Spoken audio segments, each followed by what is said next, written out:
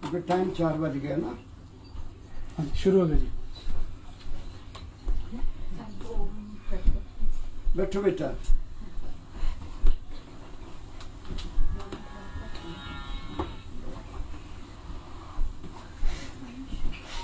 आयुष कहाँ गया?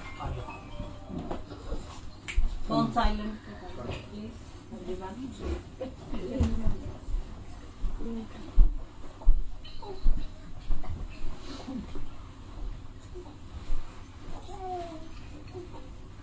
हाँ बेटा। अरे मन धीरज काहे ना धरे, अरे मन धीरज काहे ना धरे, शुभ और अशुभ कर्म पर वाले रति कटे ना बड़े, अरे मन धीरज काहे ना धरे, होनहार होवे पुन सोए, चिंता काहे करे, अरे मन धीरज काहे ना धरे, पशु पक्षी जीव कीट पतंगा सबकी सूद डरे, अरे मन धीरज काहे ना धरे, गर्भवास में खबर लेत है बाहर क्यों बिसरे, अरे मन धीरज काहे ना धरे, मात पिता सुत संपत्ति दारा मोह की ज्वाला जरे, अरे मन धीरज काहे ना धरे,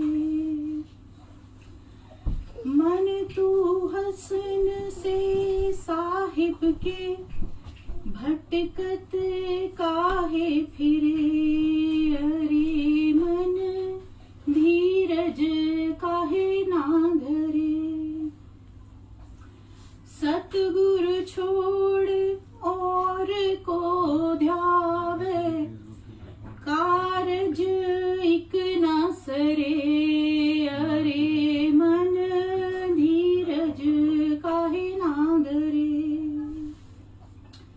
साधन सेवा कर मन मेरे कोटन व्याध हरे, अरे मन धीरज काहे ना धरे,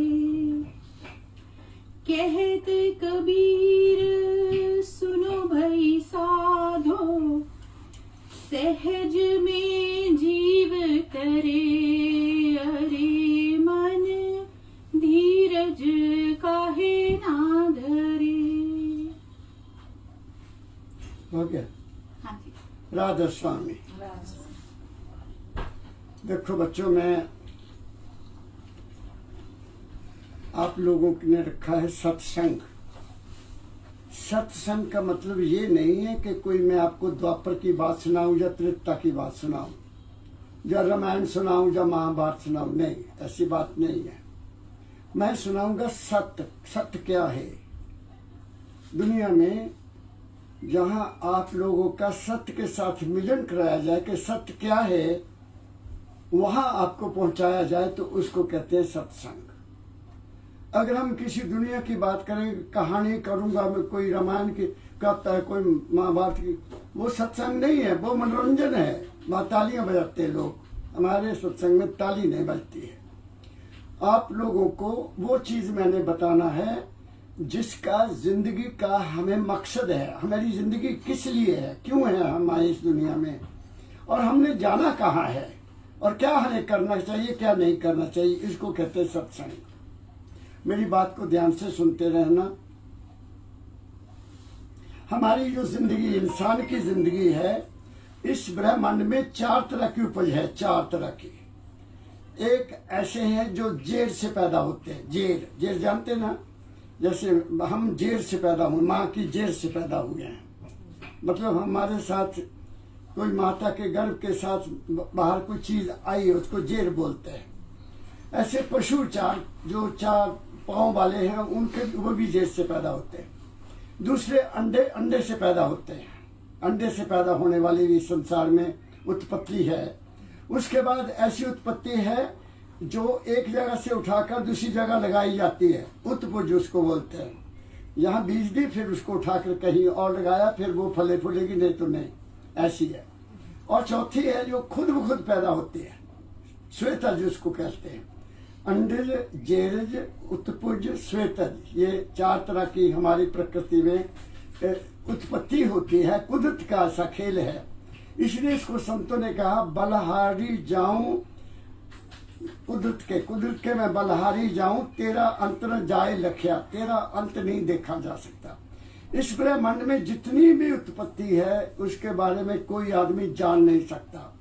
जल में है, थल में है, जल वनों में है, जमीन के अंदर है, कोई पता नहीं लगता उस मालिक ने कितनी दुनिया पैदा की है। लेकिन एक इंसान है जिसको के मानुष कहा गया है, मानुष, जिसके पास मन है, जो मन के पीछे चलता है, जो मन के साथ दुनिया में काम करता है, उसको मानुष का नाम दिया गया है। जिसको बी मैन कहा गया है, इंसान, और इसको कहा गया टॉप ऑफ द क्रिएशन। इंसान टॉप ऑफ द क्रिएशन है, इससे परे और कोई उत्पत्ति नहीं है। He is the top of the creation. एक तो बात यह है। अब हमारे जीवन में 2 पहलू हैं। हमारा जो जीवन है वो दो पहलू इसके खास है। एक है दुनियादारी, जिसको हम धार्मिक जगत कहते हैं।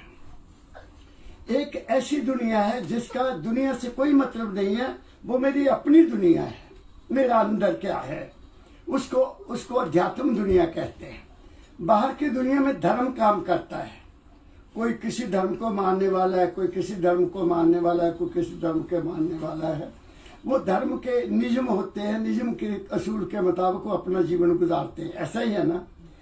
एक हमारी जिंदगी ऐसी है जिसका धर्म से कोई मतलब नहीं है, बाहर से कोई मतलब नहीं है। बाहर हम क्या करते हैं क्या नहीं, वो केवल मेरे अंदर क्या है, मैं कौन हूँ, कहाँ से आया, किस लिए आया, वो एक अलग दुनिया, उसको आध्यात्मिक दुनिया कहते हैं। संत हमारे देश में आए, गुरु हमारे देश में आए, उन्होंने हमें इस दुनिया में रहने का एक तरीका बताया जिसको कहते हैं दीन। एक को कहते हैं दुनिया, दूसरी को कहते हैं दीन। दीन वो होता है जिससे हम अपने घर वापस चले जाएं, जन्म मरण से छूट जाए, क्योंकि हमारे सदा तो रहने वाले हम जहाँ नहीं हैं। पहली बात तो ये है कि यहाँ संसार में कोई इंसान शरीर रूप में सदा रहने वाला नहीं है, हमने एक दिन जाना है। लेकिन इसमें एक ऐसी चीज है जो नाश नहीं होती। वो क्या है, वो मैं आज आपसे शेयर करूंगा और कुछ बातें बताऊंगा कि हमें इस जीवन में जीना कैसे है। अब मेरी बात को ध्यान से सुनते रहना। पुनीत, आपने सत्संग रखा, बेटी ने सत्संग रखा। शास्त्रों में लिखा है जो ब्रह्मंडे सो पिंडे, जो कुछ भी ब्रह्मांड में है वो हमारे शरीर में है। ब्रह्मांड में क्या है, ब्रह्मांड जो है सारा किस चीज के, 5 तत्वों का है। पृथ्वी है, नीचे जल है, अग्नि सूरज है, वायु है, आकाश है, और तो कुछ नहीं। ये 5 तत्व हैं इस ब्रह्मांड को जो हमारे को नजर आता है, और ये 5 सदा रहने वाले हैं। पृथ्वी पता नहीं कब से बनी है, तिथवार न जोगी जाने रुतमा न कोई, जा करता सृष्टि को साजे आपे जाने सोए। जिसने जो दुनिया बनाई केवल वो जानता है, कोई आज तक एस्टिमेट नहीं ला सकता। साइंटिस्ट ने बड़ी कोशिश की है, कोई कहता 1 लाख साल हो गया, कोई कहता 5 लाख साल हो गया, कोई कहता 4 युग हैं, 4 युग हुए, एक सतयुग युग हुआ, एक त्रेता युग हुआ, एक द्वापर युग हुआ, अब कल युग है, ऐसा कहा जाता है। लेकिन हमारे पास प्रूफ कोई नहीं है, प्रूफ नहीं है। इतिहास है, कहानियां हैं कि सतयुग में कोई नहीं था, फिर त्रेता युग में राम जी ने जन्म लिया, द्वापर युग में कृष्ण जी ने जन्म लिया और कल युग में अवतारों ने जन्म लिया। ऐसी ऐसी बातें हमें सुनने को मिलती हैं। तो ये जो ब्रह्मांड है ये सारे का सारा 5 तत्व का बना है। मेरी बात एक तो समझ गए। अब ये जो हमारा शरीर है, हमारा शरीर ये भी 5 तत्व का बना है। हमारा शरीर भी 5 तत्व का बना है, जिसमें पृथ्वी है, जल है, अग्नि है, वायु है और आकाश है। ये 5 तत्व हमारे शरीर में हैं। ये तो आपने कहीं सुना भी होगा। ये 5 तत्व हैं, जब ये बिखर जाएंगे और ये शरीर का नाश हो जाएगा। मिट्टी मिट्टी में मिल जाएगी, जल जल में चला जाएगा, अग्नि अग्नि में चल जाएगी, प्राण वायु में चल जाएगा और हम जो बोल रहे हैं हम ऊपर चले जाएंगे। एक बात आप समझ गए। साइंस की तरह मैं समझाऊंगा आपको। मैं कहानी नहीं बताऊंगा, मैं साइंटिफिकली प्रूव करूंगा कि वास्तव में हम हैं क्या। अब जितना ब्रह्मांड है ये अपने आप नहीं चल रहा है, इसको कोई चलाने वाला है ना, मानना पड़ेगा। सूरज टाइम पर चढ़ता है, कहीं कितना सूरज चढ़ता है, कहीं कैसा मौसम होता है, कहीं ये सारा खेल जितना भी है ब्रह्मांड में जो कुछ हो रहा है, बारिशों का होना, हवा का चलना, भूकंप का आना, तूफान का आना, ये सारा किसी सृष्टि के असूल में चल रहा है। कोई है, मानना पड़ेगा ना, वैसे तो नहीं है। और ये भी कहा गया है कि ये पृथ्वी रात को सोती, इसमें जान है। ये पृथ्वी भी जिंदा है, पानी भी जिंदा है। पृथ्वी कभी मरने वाली नहीं है, ये जिंदा है, रात को सोती है जैसे हम सोते हैं। जल भी सोता है, वायु भी रुक जाती है, सूरज भी आराम, जब जहाँ रात हो जाती है तो हमारे लिए सूरज आराम में चला गया। हालांकि वो है, ब्रह्मांड में है, लेकिन वो भी एक और सूरज की तरफ घूम रहा है। ये सूरज साइंटिस्ट ने प्रूव किया, ये सूरज किसी और सूरज के इर्द घूम रहा है। और ये पृथ्वी जो है ऐसी 14 ब्रह्मांड है, ऐसा संतों ने कहा। मैं पुनीत को बता रहा था कि मेरे सदगुरु बाबा फकीर जी महाराज ने मुझे 9 ब्रह्मांड दिखाए, 9। उससे आगे मैं नहीं जा सका, मैं थक गया। क्यों थका वो भी उन्होंने बताया मुझे कि बच्चा तू क्यों थका, क्योंकि तेरी सभी दुनिया में काम करना है, तेरी जिम्मेदारी है। तो ये ब्रह्मांड किसी ताकत के अधीन है। ऐसे ही जैसे ये ब्रह्मांड बाहर का किसी ताकत के अधीन है, ऐसे ही हमारा शरीर भी किसी और ताकत के अधीन है। कैसे है वो मैं अब प्रूव कर दूंगा, आप तो बहुत गौर से सुनना। 100% लोग मन को अपना सब कुछ समझते हैं। हम जो कुछ भी करते हैं मन के अधीन करते हैं, ऐसे करते हैं ना। और ये हमारा शरीर जो है ये सबसे उत्तम, इसमें 5 कर्म इंद्रियां हैं, 5 ज्ञान इंद्रियां हैं, मन है, चित्त है, बुद्ध है और हमारा अपना रूप है जिसको अहंकार कहते हैं। अहंकार, अहम मैंने मैं, आकार मैंने मेरा रूप, वो किसी को नहीं पता। हम इस रूप को ही अपना रूप समझते हैं। ये तो बहुत ऊंची बात कहने जा रहा हूं, मैं बहुत ऊंची बात करने जा रहा हूं। माता जी आपने गौर से सुनना। कुम्हार को जानते हैं, बर्तन बनाता है। वो जब बर्तन बनाता है तो वो सोचता है कि इसमें मैंने क्या डालना है, तभी बनाता है ना। ऐसे तो नहीं बर्तन बना के रख रहता। स्टील वाले स्टील का बर्तन बनाने से पहले सोचते कि इसमें क्या डालना है। हर चीज जो जहां बनती है उसका कोई ना कोई मकसद है। कुदरत ने जड़ी बूटियां पैदा की हैं, उनका भी मकसद है। वृक्ष पैदा हुए, उनका भी मकसद है। जो उत्पत्ति हुई है इस दुनिया में उसका वो बगैर मतलब के पैदा नहीं हुई। एक बात क्लियर हो गई आपको। ऐसे ही जो हमारा शरीर बना है, मेरा शरीर, पुनीत का शरीर, बेटी का शरीर, हम हमारे शरीर में जो चीज बैठानी थी मालिक ने, जो मैं हूं वास्तव में, उसके मुताबिक मेरा शरीर बना। मुझसे क्या काम लेना है। जो जानवरों को मारने वाले हैं, शिकारी हैं, उनका जीवन उस लिए बना। बात समझ गए।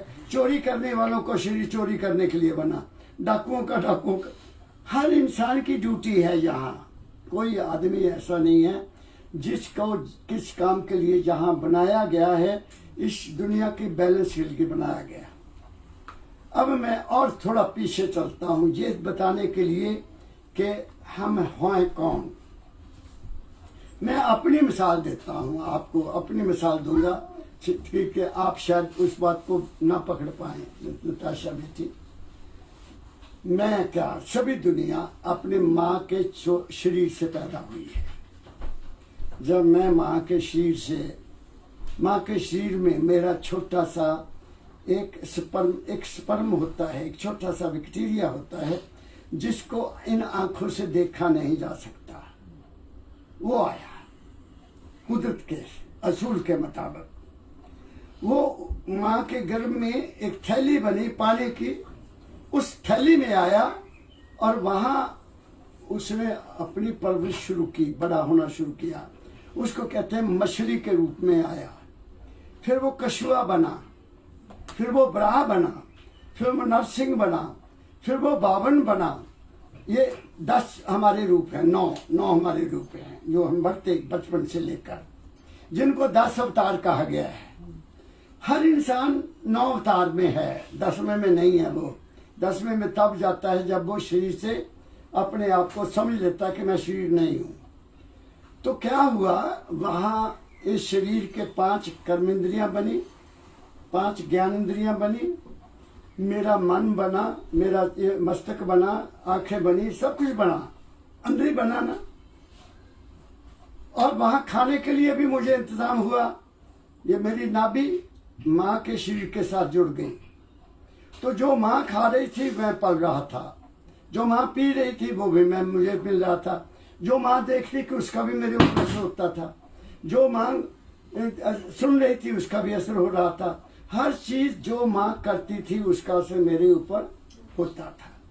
उसकी मिसाल आपको मैं बता देता हूँ कि ये इसकी मिसाल हमें अब तो क्या है, अब हमारे जो बच्चे हैं छोटे छोटे जो देखे हैं, जो टीवी माताएं ज्यादा देखती हैं, बहनें टीवी देखती हैं, उनके बच्चे देखो वो डांस करते हैं, वो वही करते हैं जो उन्होंने माँ ने देखा। ऐसा ही है ना, तुम देख लो। मैंने तो देखा, मैंने पूछा बेटी ये क्यों मारती है तू, ये हर वेले नाचदा। मैं कहा तू टीवी में नचते नहीं देखती, तो इसके असर सुहाना ने। ऐसे ही महाभारत में अभिमन्यु हुआ लड़का, अर्जुन का लड़का हुआ, तो अर्जुन अपनी पत्नी को सुना रहा है कि बहुत बड़ा युद्ध होगा और उसमें कौरव एक ऐसा चक्रव्यूह बनाएंगे जिसमें दाखिल ऐसे हुआ जाएगा। वो जानता था। तो उस वक्त अभिमन्यु माँ के गर्भ में था, तो अर्जुन तो चलेगा दूसरी तरफ मोर्चा लड़ने के लिए। तो उन्होंने चक्रव्यूह बना लिया। तो अभिमन्यु ने कहा मैं जाना अंदर, तो कुछ ने कहा तू बाहर तो आएगा, कहता मैं बाहर नहीं आ सकता, मैं तो माँ के गर्भ में था। जब पिता बता रहे थे तो मुझे जाने का तो पता लग गया, माँ सो गई, मैं भूल गया, मुझे पता ही नहीं। ये बात है। आपने अकबर का नाम सुना होगा, डॉक्टर एक हमारा किंग हुआ देश में अकबर, उसको शेरशाह सूरी ने हरा दिया और उसको दिल्ली से भागना पड़ा, वो जाके किसी और राजे के पास रुका। तो उस वक्त अकबर ने जन्म लेना था, ये ऐतिहासिक सत्य है। तो वो उसकी माँ जमीन पर नक्शा बना रही थी ऐसे ऐसे ऐसे। तो राजा आया, सैर करके आए, तो उसने कहा बेगम तो किस लिए परेशान क्यों है? ये कि औंसियां कहते हैं ना, औंसियां, जब कोई आदमी बहुत परेशान हो तो जमीन के ऊपर उंगलियां डालता है, जो बहुत परेशान होता है, कोई बात करने वाला नहीं, वो जमीन को खोदता है। आपने भी देख लेना, मैं तो देखा ऐसे लोगों को परेशान जो होते हैं। कहते आप परेशान क्यों हैं? कहते परेशान नहीं महाराज, ये क्या कर रही हो? कहती माँ कहती मेरे पेट में जो बच्चा है, मैं ये चाहती हूँ कि वो इतने बड़े भारत का राजा बने, ये नक्शा मैं बना रही हूँ। और वो अकबर राजा बना, इसको अकबर दी ग्रेट कहते हैं। बात आप समझ गए? तो हमारे बच्चे जो अब के हैं वो वही बन रहे हैं जो माँ बना रही है। और मेरे सतगुरु बाबा फकीर जी महाराज कहा करते थे, इस देश को कोई भी राजा, कोई भी गवर्नमेंट, कोई भी संत, कोई भी गुरु नहीं संवार सकता। इस देश को संवारने वाली केवल माताएं हैं जो नेक औलाद पैदा करें, जो महान पुरुष पैदा करें, जो ऊंचे ख्याल रखकर बच्चों को जन्म दे, वो इस देश को बचाएंगे, दूसरा कोई नहीं बचा सकता। मेरी बात आप समझ गए? तो एक तो बात मैं ये साबित कर दी कि अब वहां सोचने वाली बात है। विचार करो कि उस जगह पर जब मैं मां के घर में उल्टा लटका हुआ था, वहां कोई चीज का मुझे ज्ञान है? कोई ज्ञान नहीं, किसी को कोई पता नहीं।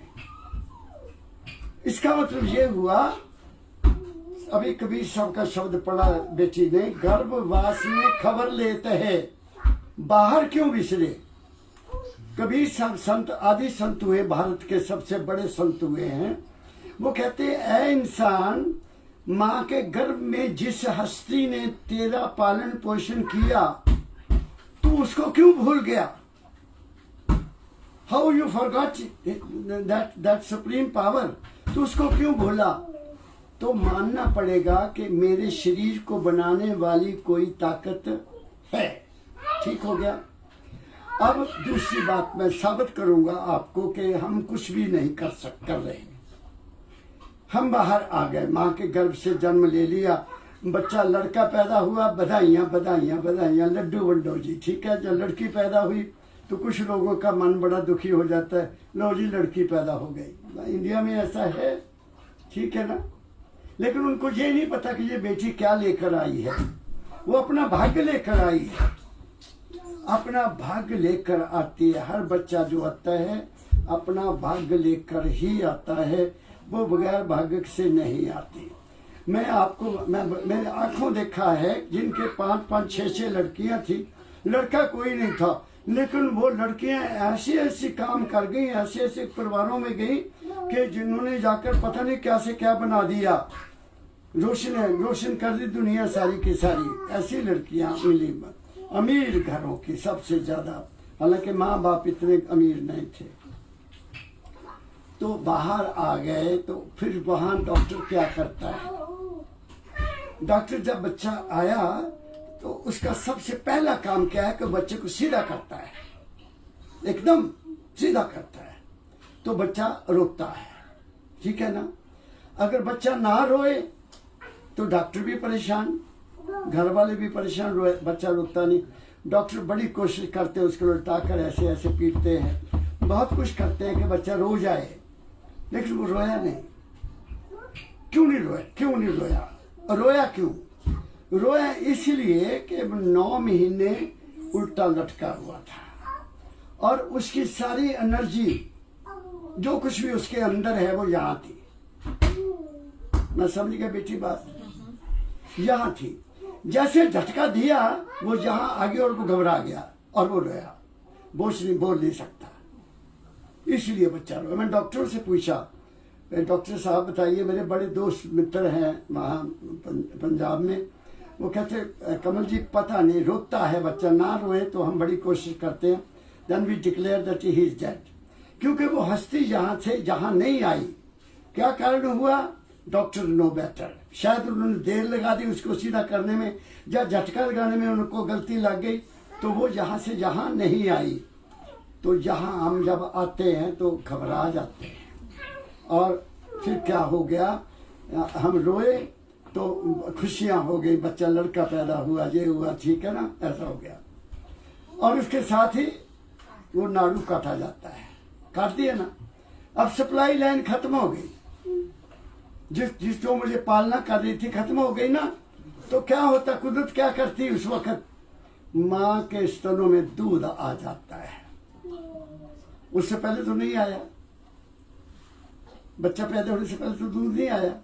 जैसे पैदा हुआ दूध की धार निकल आई और वो माँ उसको लगाती है। आजकल तो जमाना बदल गया, और कई बेटियां ऐसी जिनके दूध ही नहीं होता, बच्चे को जन्मते एक बोतल लगानी पड़ती है, जो कुछ और लगाते हैं, क्योंकि हमारी खुराक नहीं रही, हमारी रहनी बिगड़ गई, हमारा देखना बिगड़ गया, हमारा सोचना बिगड़ गया, हमारा खाना बिगड़ गया, हमारी जिंदगी बदल गई।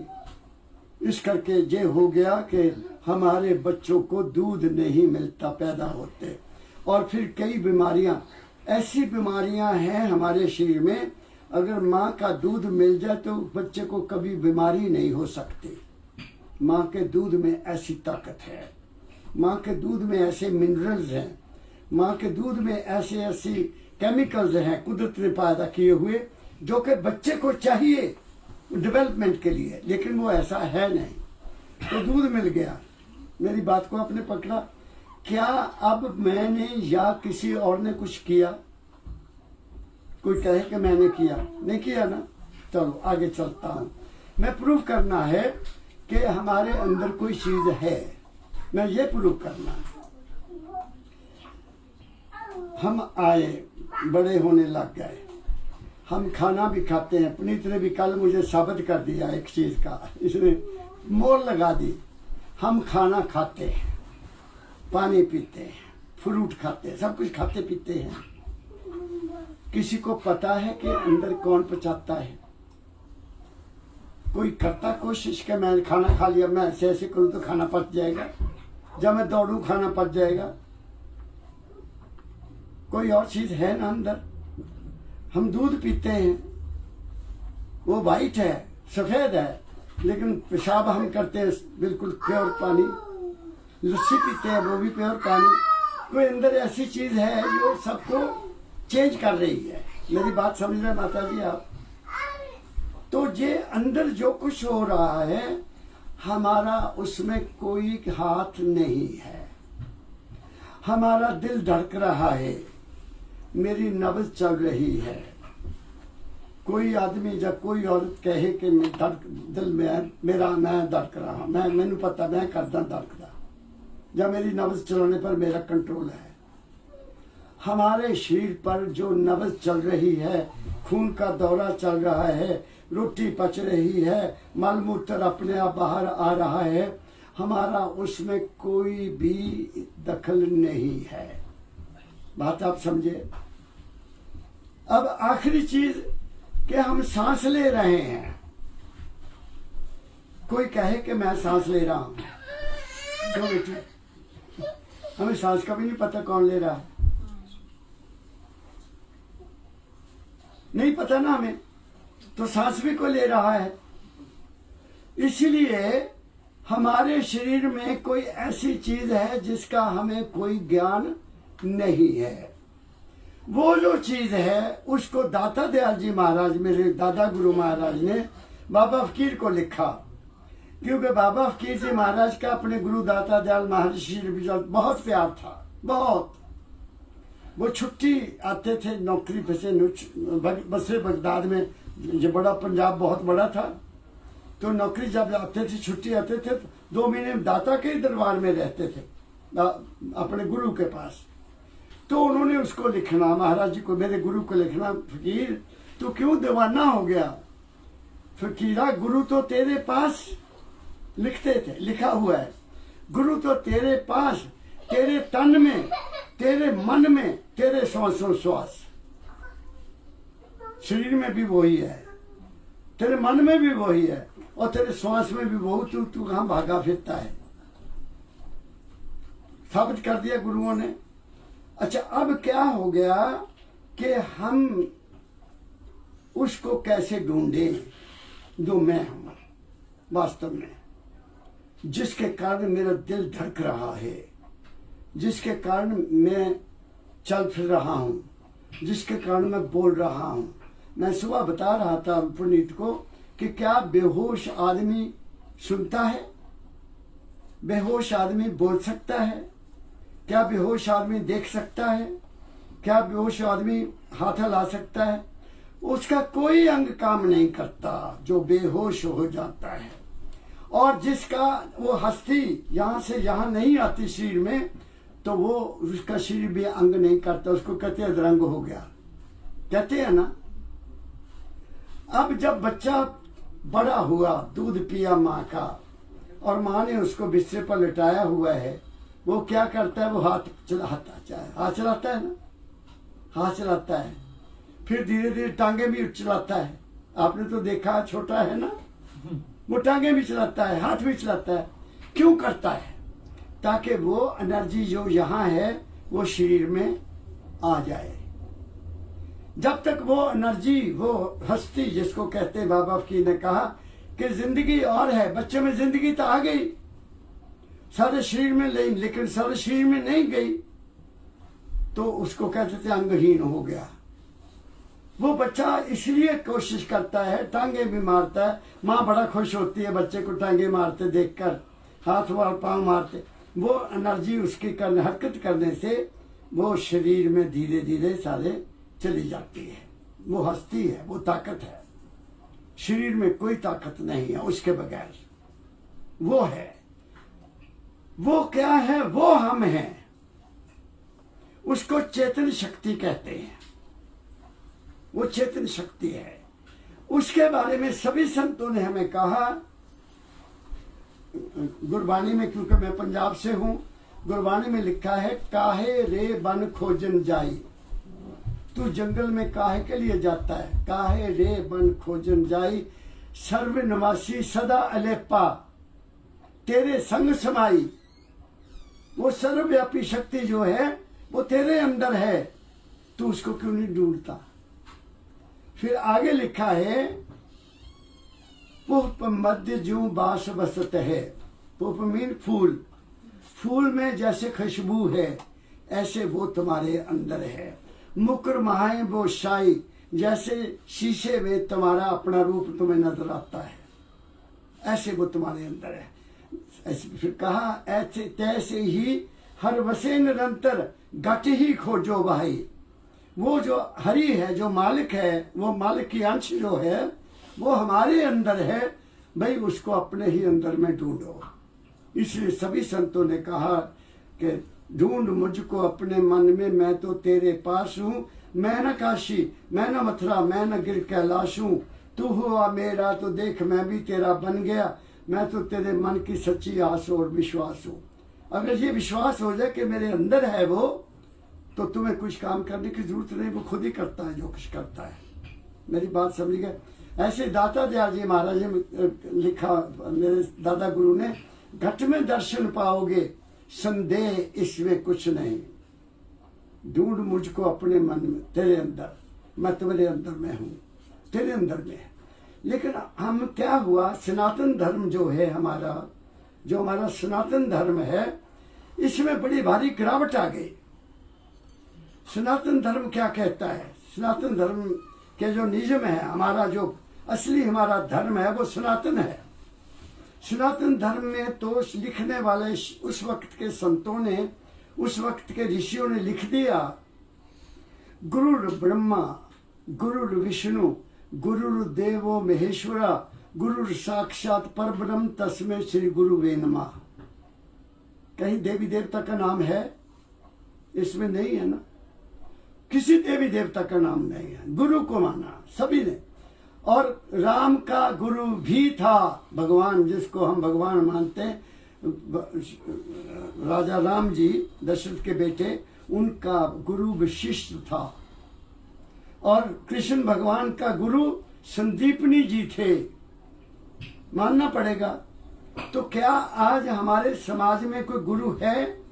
हैं गुरु बहुत है, लेकिन कोई गुरु ये भेद नहीं बताता कि तुम कौन हो। नाम ले जाओ, नाम ले जाओ। मुझे पुनीत बता रहा था कि महाराज नाम क्या है, कि नाम कैसे लेते हैं। सभी लोग कहते मैंने भी नाम ले लिया, वो कहता मैं।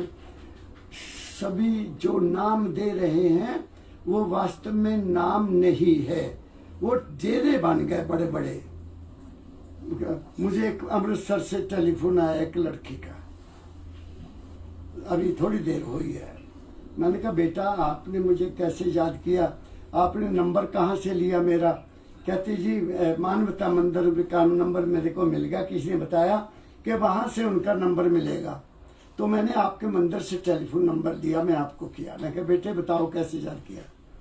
कहती जी मेरी मेरी पड़ोसन है, उसने भी नाम लिया, उसने मुझे कहा कि तू भी नाम ले ले, फिर भगवान मरते समय गुरु ने सन ले जाना जिथे ले जाना। मैं कहा हद हो गई है, तो गुरु को भूत बन गया जो लेके चल जाऊंगा।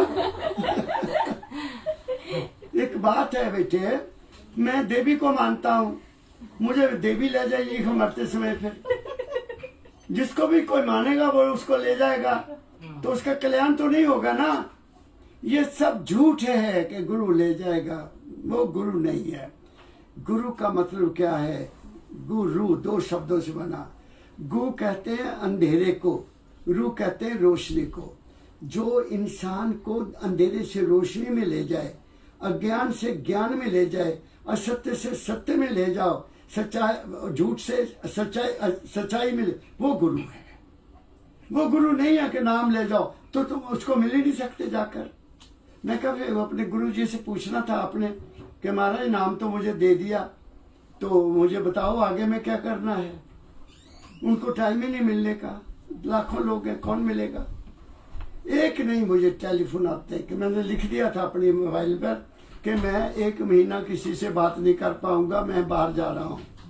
नहीं तो रोज 2-4 टेलीफोन कहीं ना कहीं से आएंगे जिनके गुरु हैं, लेकिन उनको बताता कोई नहीं है क्या करना क्या नहीं चाहिए। तो इसलिए अब मैं साबित कर दिया कि जो शक्ति ब्रह्मांड को चला रही है, उस शक्ति की अंश हमारे अंदर है, वो हमारे अंदर है, वो हमारे संसार को चला रही है, वही है हमारे शरीर की शक्ति। जब वो निकल गई तो ये क्या होगा? उड़ गया, चला गया। अब सवाल पैदा होता, मैंने कहा कि वो सांस ले रहा है। अब बेटा ध्यान से सुनना, हमारे शरीर में हरकत हो रही है ना, हरकत जानते हैं, चीज कोई हिल रही है, कोई चीज चल रही है। ये छोटा बच्चा, इसके सिर पर हाथ रख के देखना बेटा, अभी अभी भी पता लग जाएगा। जहाँ कुछ होता है ना, ठक ठक होती है ना, वो जन्म के साथ ही शुरू थी, वहीं से शुरू थी वो, जब से हमारा शरीर बन गया पूरा।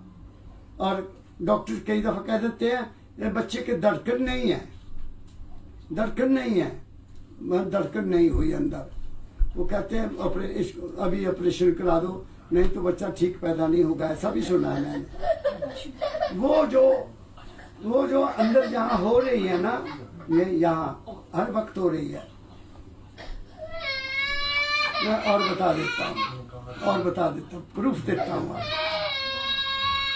1968 में मेरी ड्यूटी लगी कॉलेज की तरफ से, एक लॉन टेनिस टीम होती, लॉन टेनिस बड़ी गेम, उसका मैं इंचार्ज था। तो मेरी ड्यूटी लगी कि उस वक्त ये यूनाइटेड पंजाब था, यूनाइटेड पंजाब था, हिमाचल नहीं बना था और ना हरियाणा बना था, तो गवर्नमेंट कॉलेज धर्मशाला पंजाब का कॉलेज था। मेरी ड्यूटी लगी, हमारा मैच पड़ा मेडिकल कॉलेज अमृतसर में। तो मैं बड़ा खुश हुआ क्योंकि वहाँ एक डॉक्टर मेरा बहुत प्रेमी दोस्त था, आई सर्जन था। मैंने कहा अच्छा मैं सर जाऊंगा, क्योंकि वहाँ डॉक्टर चरणजीत मेरे बहुत मित्र हैं, मेरे गांव में उसके नानके थे, तो वो आता था तो मेरे पास ही हमेशा आ जाना, शाम को गलबात करनी, क्योंकि आप इकट्ठे पड़े थे। तो मैंने कहा मैं चलूंगा तो जुड़ जाऊंगा। वहां मैं चला गया बच्चों।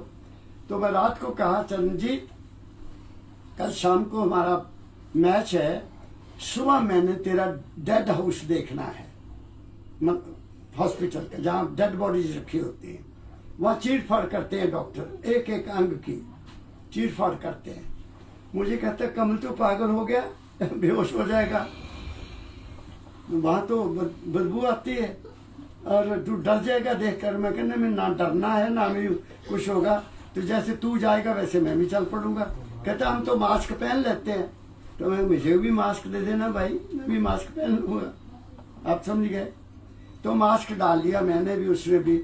मैं कहा चरणजीत मैंने और कुछ नहीं देखना, मुझे डेड बॉडी का हेड देखना है। कहते क्यों? वो कैसे? मैंने कहा यहाँ कुछ है, मैं वो देखना कि वहाँ क्या होता है, व्हाट इज देयर हियर, यहाँ क्या है। तो वो मुझे ऐसी डेड बॉडी के पास ले गया जिसका डॉक्टर्स ऑपरेशन करके देखते थे कि कौन कौन सी नाड़ी कहाँ कहाँ से जाती है। जो सर्जन बनते हैं वो सब एजुकेशन वहां से लेते हैं, कौन कौन सी नाड़ी क्या काम कर रही है सारे।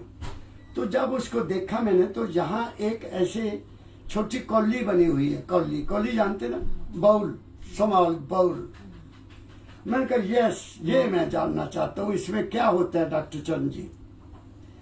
कहता कमल जी यहाँ भूरे रंग का पानी होता है, थोड़ा सा पानी होता है ये कौली में। तो मैंने कहा फिर डॉक्टर्स क्या कहते हैं ये क्यों है? वो कहता हमें ये पढ़ाया गया है कि यहाँ आत्मा रहती है, हमारी आत्मा यहाँ रहती है। उस पानी में हर वक्त हरकत होती है। तुम पानी रख दो, उसको ऐसे ऐसे हिलाओ तो उसमें हरकत होगी ना। तो उसमें जैसे पानी में मछली होती ना, मछली ऐसे ऐसे हरकत करती तो पानी चलता है। पानी में हरकत होती है, पानी हिलता है। तो वो हरकत होने से लगातार हरकत हो रही है, उसमें ऐसे ऐसे ऐसे हरकत हो रही है। वो हमारे शरीर का सांस आता है वहां से। जब वो बंद हो जाएगा सांस बंद हो जाएगा। ये मेरा अपना अनुभव है, ये मेरा अपना अनुभव है कि लीवर, ये हमारा लंग्स जो हैं वो तब काम शुरू करते हैं जब यहाँ हरकत होती है। इसका संबंध इसके साथ है। पुनीत समझा बात को? तो अब सांस लेने में भी हमारा कोई अधिकार नहीं है, हमारे शरीर पर कोई अधिकार हमारा नहीं है। तो फिर कौन सी चीज है? फिर इन संतों ने कहा कि अगर उसको मिलना है जिसने दुनिया बनाई है, तुम्हें इस शरीर से ऊपर जाना पड़ेगा। यहां no thy self by thy self, अपना आप पहचानो तब पता चलेगा। मेरे सतगुरु बाबा फकीर जी ने हमें समझाने के लिए एक मिसाल दी, बहुत बड़ी मिसाल देते थे वो महाराज, मेरे दाता बाबा फकीर जी महाराज। कहते पिछले जमाने में मिट्टी के बर्तन होते थे, मिट्टी के बर्तन, उसमें औरतें दाल बनाती थी गांव में। मुझे आपका नहीं पता, लेकिन मैं तो गांव में रहा। तो मिट्टी की ऐसे एक बर्तन पड़ोली बनाई होती, उसको पड़ोली बोलते थे। उसमें गोबर की पाथियां लगा देनी। तुसी पिंड से रहे? नहीं रहे? तू रही? तो गोबर की बनाते थे ना, तो उसमें गोबर की पाथियां लगा दी, वो आग लगती थी, उसमें आग लगा दी। वो पाथियों को धीरे धीरे आग लग जाती थी सारी, क्योंकि वो सूखी होती थी। अभी भी है हमारे पंजाब में जिनके घरों में भैंसे हैं, वो उपले, उनको उपले बोलते हैं, उपले। और पंजाबी जो पाथियां कहते हैं, गोबर की पाथियां। तो वो लगा देती हैं, उसको आग लग जाती है। जब आग लग गई तो माता क्या करती थी, मेरी माता, मुझे तो अपना पता, कि उसने देखना बेटा आग लग गई, देखो पाथियों की आग लग गई। तो फिर मिट्टी की हांडी, मिट्टी की तौड़ी बोलते थे पंजाबी में, उसको उसमें रख देना पानी डालकर। उनको पता होता था कि हमने इतने लोगों ने रोटी खानी है तो कितना पानी डालना, कितनी दाल डालनी, उनको पता होता। पानी डाल दिया, बंद हो जाएगा। पानी डाल दिया, उसमें फिर दाल धोली, दाल डाल दी, नमक डाल दिया, मिर्च डाल दी, हल्दी डाल दी, बस यही कुछ होता था। ये टमाटर, कोई प्याज, कोई ऐसी चीज नहीं खाते थे हम लोग, बिल्कुल घरों में बनती नहीं थी। तो उसके ऊपर एक ढक्कन लगता था, ढक्कन, तो ढक्कन में गलियां होती थी ताकि भाप निकलती रहे थोड़ी, ताकि दाल उबले ना। तो मेरे दादा बताते थे कि बच्चों ऐसे होता था। हमें तो पता था, मैं तो समझ गया बात, कि हमने को देखा गांव में। तो क्या होना, फिर माता ने सारा काम कर लिया, सारा काम कर लिया। उनको पता होता था घंटे के बाद, कितनी देर के बाद वो दाल बननी है। फिर उन्हें काम करके आना, चमचा लेना, चमचा डाला, इतनी सी दाल निकाली, उसको उंगली से ऐसे देखा, तो देखा तो बन गई, दाल बन गई, पक गई, ठीक है। फिर उसको दूसरा चमचा लेना, फिर उसको देख लेना कि लून मिर्च ठीक है, वो भी पता लगा लून मिर्च ठीक, चलो उतार लिया, आ जाओ बच्चों रोटी खाओ। दो दाने देखने से या एक दाना देखने से सारी दाल का पता लग गया कि दाल ठीक है। बात आप समझ रहे हैं?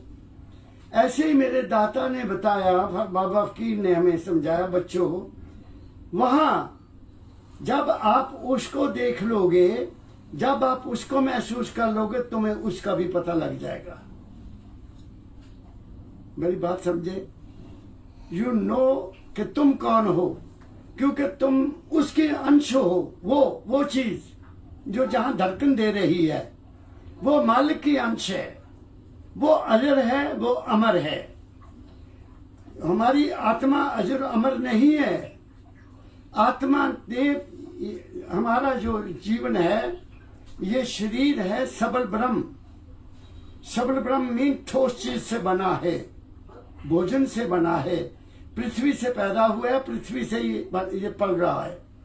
और जो चीज हम पृथ्वी से उत्पन्न हुई नहीं है वो खाते हैं, वो बीमारी पैदा करती है। इसलिए संतों ने कहा, ऐ इंसान तू केवल वो खा जो धरती से पैदा हुआ है, तू केवल वो पी जो धरती से पैदा हुआ है। अगर तू इसके अलावा हम खाते, अब तो हमारा जीना ही खराब हो गया, हमें वो चीज खाना ही भूल गया, हमने छोड़ दिया उसको, और सी चीजें हम खाते हैं और उससे बीमारियां पैदा हो रही हैं। हमारे बुजुर्ग थे, शाम को किलो शाम को आना काम से और थाली में शक्कर डालना, उसमें एक कौली घी की डालना और उसके साथ रोटी खाते थे, और हमें भी खाने को मिलता था घी शक्कर। उनको कभी ना उनको ब्लड प्रेशर होता था। नमक खाते थे हम डले वाला, और लस्सी में ऐसे घोल लेना। बात समझ गया बेटी?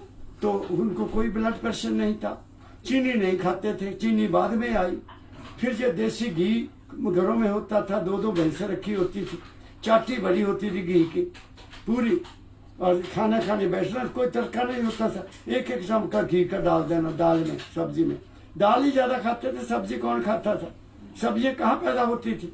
दाल होती थी, या मक्की का साग होता था, सरसों का साग, या मेथी होती थी, ये चीजें बनती थी। अब तो सब कुछ चला गया, तो हम बनावटी चीजों में आ गए, और बनावटी चीजें हमारी, कितने हॉस्पिटल नहीं थे, इतने हॉस्पिटल नहीं थे। मैं जानता हूं, गांव में एक हकीम होता था, बुखार हो गया, आना बच्चा की खिलाया, इसको की खिलाया, मैंने याद है, बीबी जी मैं चौथी में पढ़ता था, मुझे बुखार हो गया, तो वो हकीम आए, उन्होंने नब्ज देखी और पुड़ियां दे दी, पुड़िया, तो पुड़ियां खाई, मेरा बुखार फिर हो जाए। तो मैंने एक दिन अपनी माँ से कहा, माँ मेरा कड़ी खाने को दिल बहुत करता है। कड़ी जानते हैं ना? तो घर की लस्सी, बेसन, चक्की च खुद पी लेंदी ऐसे मामा घर में, तो कड़ी बनाई उसने, माता मेरी ने मक्की की रोटी बनाई। मैं कहा थाली में पा दे माँ मेरी, तो मेरा बहुत दिल करता। मैंने मक्की की रोटी इसमें चूरनी खा ली, बुखार का पता नहीं कहाँ गया। तो मेरी वो आए शाम ਨੂੰ दूसरे दिन हकीम, काके का की हाल है बब्बा बीबी? कहती महाराज, कहती पता नहीं उन्होंने मामा जी कहती सी मेरी माँ, मामा जी काके ने कल ना कड़ी मंगी, मैं तो कड़ी खिलाती, तुमने पूछा भी नहीं। तो ठीक है, कहना बिल्कुल ठीक होया। अगर बच्चा कभी बीमार हो जाए या कोई भी बीमार हो, अगर उसको ये कहे कि मैं ये खाना, उसको खाने को दे दो, वो ठीक हो जाएगा।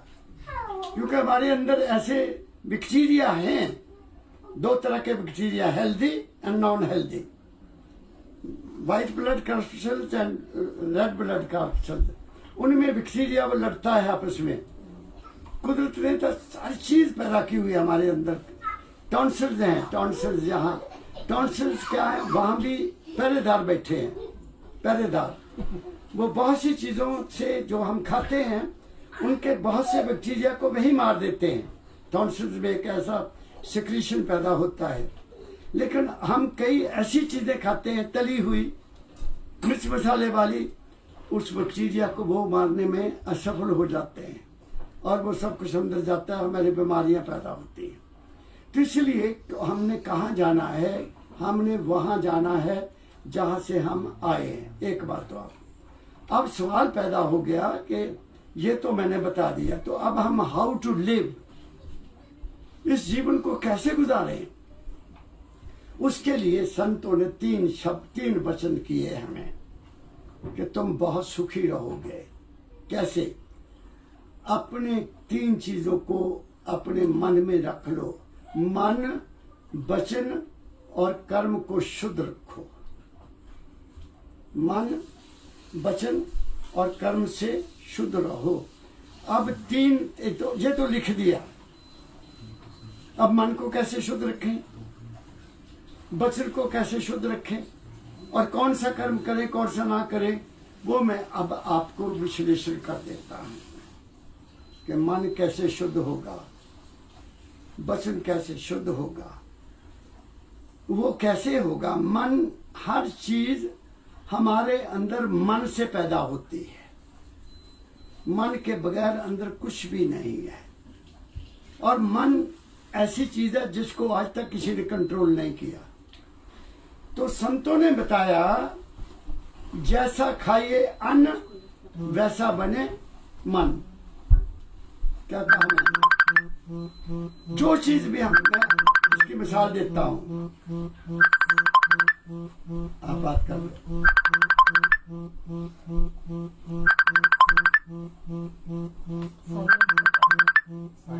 इंडियन है कि फॉरेनर? रहने दो, छोड़ दो, बैठ जाओ आप।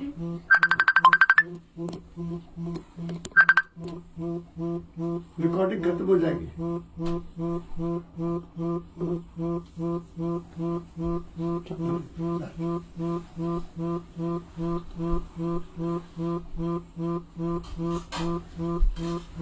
मैं आपको साबित करने जा रहा हूँ कि आप 4-5 दिए रख लो। दिए जानते हैं जिनमें लगाते हैं, उनमें डालो।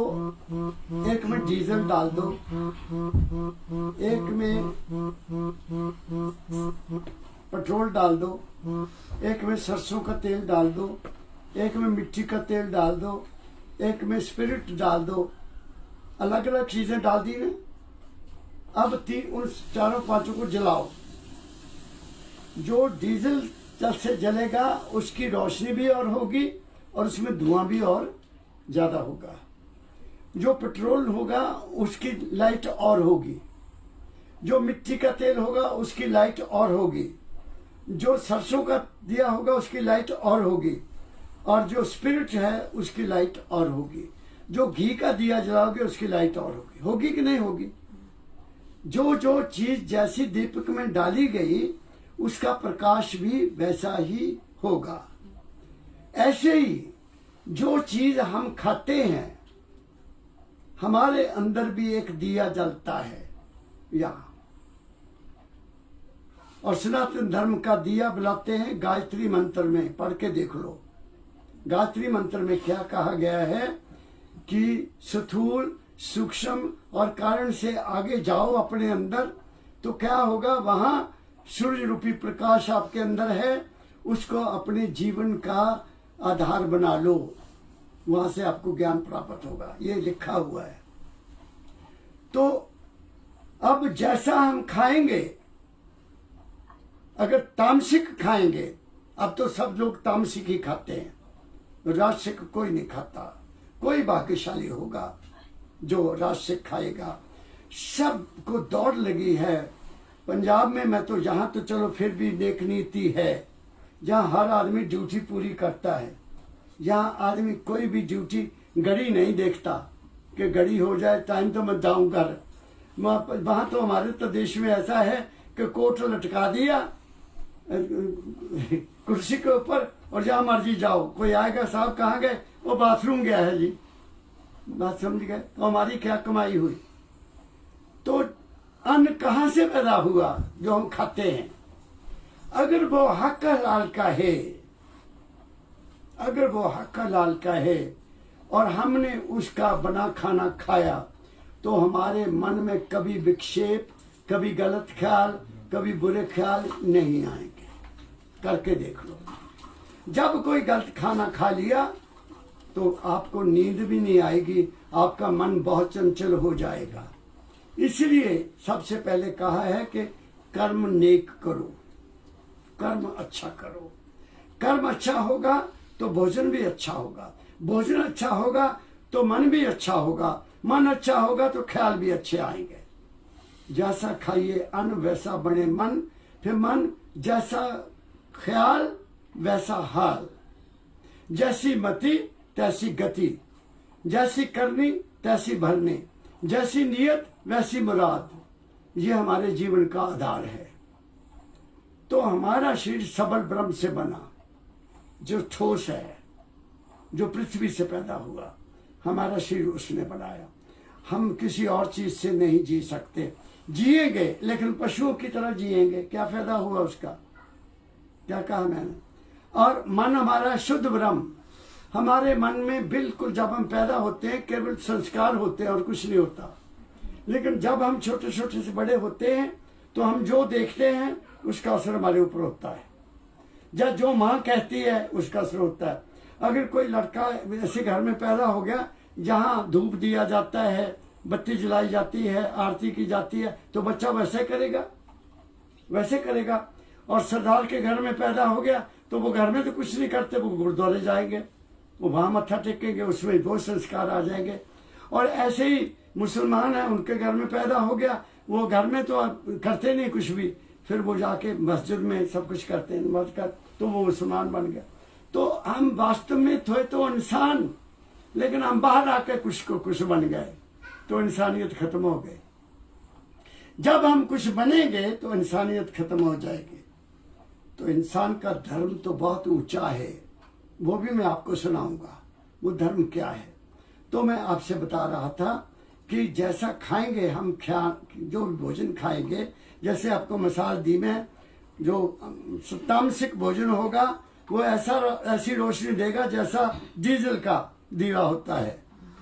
तामसिक भोजन खाने वाले, बर्गर खाने, जब बाजार का खाना खाना, या कोई ऐसी चीजें खानी जो कि कुदरत ने नहीं बनाई, जब ऐसा पानी पीना जो कि धरती के माँ से नहीं आया, वो नहीं पिया, दूसरी कुछ चीजें पीते हैं, तो वो क्या होगा, उसका मन जो है वो शुद्ध नहीं हो सकता। शुद्ध मन वो ही होगा जैसे घी की लाख चलती है, उसमें कोई धुआं नहीं होता, रोशनी बड़ी प्यारी होती है, और उसके पास बैठोगे तुम्हें ऑक्सीजन ज्यादा मिलेगी। घी का दिया जला के रख लो और उसके लंबे सांस लो, तुम्हें सबसे ज्यादा ऑक्सीजन वहां मिलेगी। तुम दूसरा दिया जला के बैठोगे, ऑक्सीजन के बजाय आपको वो दूसरी एसिड वाली मिलेगी गैस, वो खराब है, हाइड्रोजन मिलेगी। आप समझ गए मेरी बात को? तो ये शुद्ध, हमारा मन बहुत शुद्ध था, हमें वो ही बनना है जैसे ये बच्चा है, उसमें अभी कोई ऐसा भेदभाव नहीं है, कौन क्या है क्या नहीं है। मेरे दाता कहा करते थे, बाबा फकीर जी, ईश्वर का दर्शन करना तो 6 महीने के बच्चे को देखो, उसमें कोई द्वेष नहीं, वो तुम्हें देखकर हंसेगा। बच्चा हंसता है ना, वो हंसता इसलिए तुम्हें देखकर, तुम फंसे हुए, मैं बड़ा आजाद हूँ, मुझे कोई चिंता नहीं है। वो हंसता इसलिए है तुझे चक्को में देव लोरी फंसे हो तुसी, आप समझ गए, वो हंसता है हमें देखकर। तो ऐसे ही हमारा जीवन है। आत्मा क्या है? पार ब्रह्म है। आत्मा पार ब्रह्म है, बहुत बड़ा प्रकाश है हमारे अंदर, एक बहुत बड़ा प्रकाश है जिसको आत्मा कहते हैं। वो ज्योति यहाँ हर वक्त जल रही है। वो पंजाबी के संत ने कहा, असी बाहर बाहर लभदे रहे, असी बाहर बाहर लभदे रहे, अंदर दिए जलदे रहे, अंदर दिए जलदे रहे। वो चौकड़ मार के अंदर बैठा, वो चौकड़ मार के अंदर बैठे असी बाहर यूं ही भटकते रहे, वो अंदर है। मैंने उसको देखा बेटा, I've seen and I say कि वो है। That is not body, that's not mind, that's not soul। ना वो शरीर है, ना वो मन है, ना वो आत्मा है। वो तीनों का सरदार है, वो तीनों को चलाने वाला है। अगर वो नहीं तो आंख काम नहीं करेगी, अगर वो नहीं कान भी नहीं सुनेंगे, अगर वो नहीं तो मेरी तरह बोल भी नहीं सकेगा, अगर वो नहीं तो हाथ भी नहीं हिल सकेंगे। क्या कहा मैंने? तो वो है। तो हमारी जो सेल्फ है हमारा, वो शब्द ब्रह्म है। यहां हर वक्त एक शब्द हो रहा है। उस हरकत में हमने बैठना है। जैसे मेरे को पुनीत ने पूछा, पुनीत वो नाम क्या देते हैं, संत क्या नाम देते हैं? वो नाम उस मालिक का है। वो नाम जो देते हैं वो उस मालिक का नाम है। भाई उस नाम को याद करो, क्योंकि हमने वही वापस जाना है। और उसका एक रूप बना लो, उसका एक रूप भी बना लो, और उस रूप को आप ध्यान से देखो, तुम्हें वहां जाने का मौका मिलेगा। बैठो बेटा। संत मत में, गुरु मत में, हमारे देश में मैंने बोला गुरु मत है, जो अब सनातन धर्म में रहा नहीं। हमने तो मूर्तियां बना ली, मूर्तियों पर लड़ रहे हैं, और वही चढ़ावा दे जाओ सब ठीक हो जाएगा। कुछ नहीं होगा, कुछ नहीं होगा।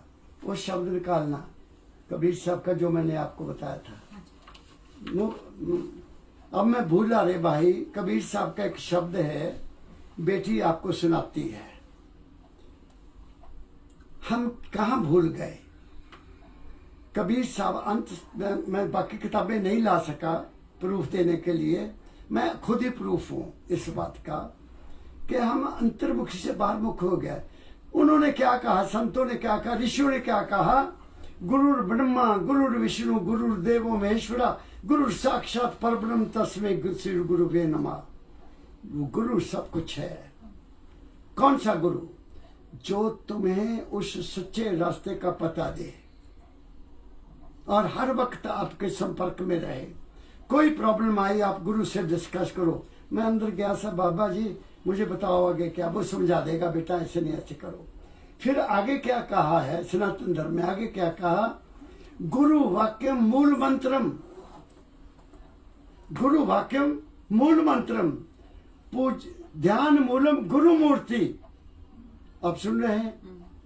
ध्यान मूलम गुरु मूर्ति, पूजा मूलम गुरु पदम, और मोक्ष मूलम गुरु कृपा। अब बताइए बेटो, क्या इसमें किसी देवी देवता का नाम है? क्या कुछ है कहीं? नहीं है। अगर मान लिया माना कहते हैं कि ब्रह्मा है जो दुनिया को पैदा करता है, विष्णु है जो दुनिया का पालन पोषण करता है, और शिव है जो दुनिया का संहार करता है। ऐसा ही है ना? ऐसे कहते हैं। जब मैंने ये कहा कि हमारा शरीर, हमारा पिंड, ये पिंड है, शरीर है, ये पूरा ब्रह्मांड का मुन्ना है पूरा। अगर ब्रह्मांड में जो देवी देवता हैं तो क्या शरीर में है? हाँ है। साबित कर देता हूं। शास्त्रों में लिखा है कि गणेश हमारी मूलाधार में रहता है। करो बात। ब्रह्मा हमारी इंद्री में रहता है, विष्णु हमारे पेट में रहता है। हमारे शरीर की पालन पोषण कौन करता है? पेट। अगर रोटी ना खाएं या ना पचाए तो कितने देर जिंदा रहेंगे? सोचो बात को।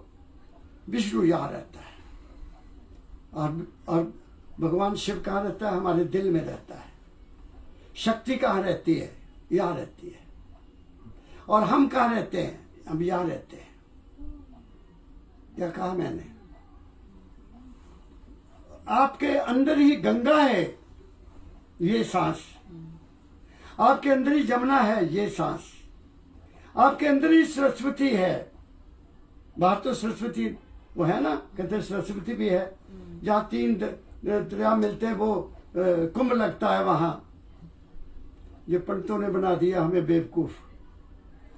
हमारे अंदर सरस्वती क्या वो उसको क्या कहते हैं, जो नदी थी, क्या उसको नाम क्या बोलते हैं, तीसरी नदी, सरस्वती, सर गंगा जमुना सरस्वती। तीसरी नदी जो थी, नर्मदा, मेरे को उसका हिंदी शब्द नहीं मिल रहा। वो सुषुम्ना नाड़ी है। वो मूलाधार से पीछे से चली है हमारे, और रीढ़ की हड्डी से होते हुए यहाँ आई है। यहाँ आती है, वो यहाँ है। तो हमारा जब सांस चलता है, दोनों सांस कभी एक साथ नहीं चलते।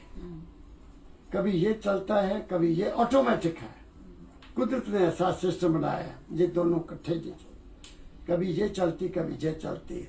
दूसरे शब्दों में, ये सूरज है, ये चांद है, ये गंगा है, ये यमुना है। ये एक समय ऐसा आता है हमारे जीवन में जिसका हमें पता नहीं है। जब ये सांस इधर बदलता है, जब ये बंद होता है, ये चलता शुरू होता है, उस वक्त 1 सेकंड या 2 सेकंड के लिए या 30 सेकंड के लिए ये दोनों चलते हैं। दोनों चलते हैं। दोनों जब चलते हैं तो यहां आकर टच करते हैं यहाँ। और उस वक्त क्या होता है, उस वक्त इंसान जो इच्छा करे वो पूरी होगी। ये कुंभ लग गया यहाँ। कोई संत ये बात कह रहा था अपने सत्संग में कि बच्चों, तुम्हारे अंदर ही कुंभ लगता है, तुम्हारे अंदर ही सब कुछ है। गंगा जमुना सरस्वती या जो भी नाम उसका नदी का है, वो वहाँ यहाँ है। जब वो इकट्ठे होते हैं तब सांस दोनों चलती है। अच्छे ख्याल हमेशा इधर से ऊपर जाएंगे दिमाग में, बुरे ख्याल हमेशा इधर से ऊपर जाएंगे। जिनके ख्याल बहुत गंदे होते हैं उनको इन कान से आवाज आती रहती है, कोई ना कोई, अंदाजा लगा लेना। जिनके ख्याल अच्छे होते हैं उनको यहाँ से अच्छी, ये जो हमारी बाई दाई है, इधर से आवाज कान में आएगी यहाँ से। और जिनके दुनिया से कोई मतलब नहीं है, वो केवल अपने घर जाना चाहते हैं, अपने मालिक से मिलना चाहते हैं, उनके दोनों जहाँ आ जाते हैं। और जब वो ये बात कह रहा था कि जो मांगोगे तब मिलेगा, तो एक जिम्मेदार बैठा था बीच में, तो उसने कहा भले बाबे ने गली बनाती, मैं तो बस अपना सोना बना लेना, क्या मौजा लग जान गया। एक सांस तो आएगा ही ना ऐसा, जब मैं जो मांगूंगा पूरा हो जाएगा। वो घर गया तो कुल्हाड़ा बना था 5-4 किलो वजन का, वो उठा लिया हाथ में, कहता ले आज तेन सोने का बना लेना मैं। ये रोचक बात है लेकिन है सच्ची। वो सांस लिया, सोने का बन जा, सोने का बन जा, सोने का बन जा, चल रहा है। आप समझ गया। आदमी कभी कभी धैर्य खो देता है। धैर्य जानते हैं ना, धैर्य खो देता है कि हल्ले नहीं बनया, फिर सांस ले रहा है, सांस ले रहा है। तो एक ऐसा मौका आया जब वो सोने का बनना था, तो क्या देर हो गई, चल चांदी का बन जा, वो चांदी का बन गया। बाबे दे कोल गया, कहना बाबा मैनू तो यह दस देना सी, मैं चांदी का कानू कहता। मैं ये पक्की बात है। This is perfectly right. हम अपने सांस की परवाह नहीं करते, हम इसको जाया करते हैं। थोड़ा थोड़ा खा तेरे भले की कहूँ, सत्संग में जा तेरे भले की कहूँ, ये कहा गया है। ज्यादा खाओगे पूरा सांस नहीं लिया जाएगा, ज्यादा खा लोगे तो थोड़ा सांस थोड़ी लिया जाएगा पूरा। पेट तो भर गया तो फेफड़े फूलेंगे नहीं पूरे।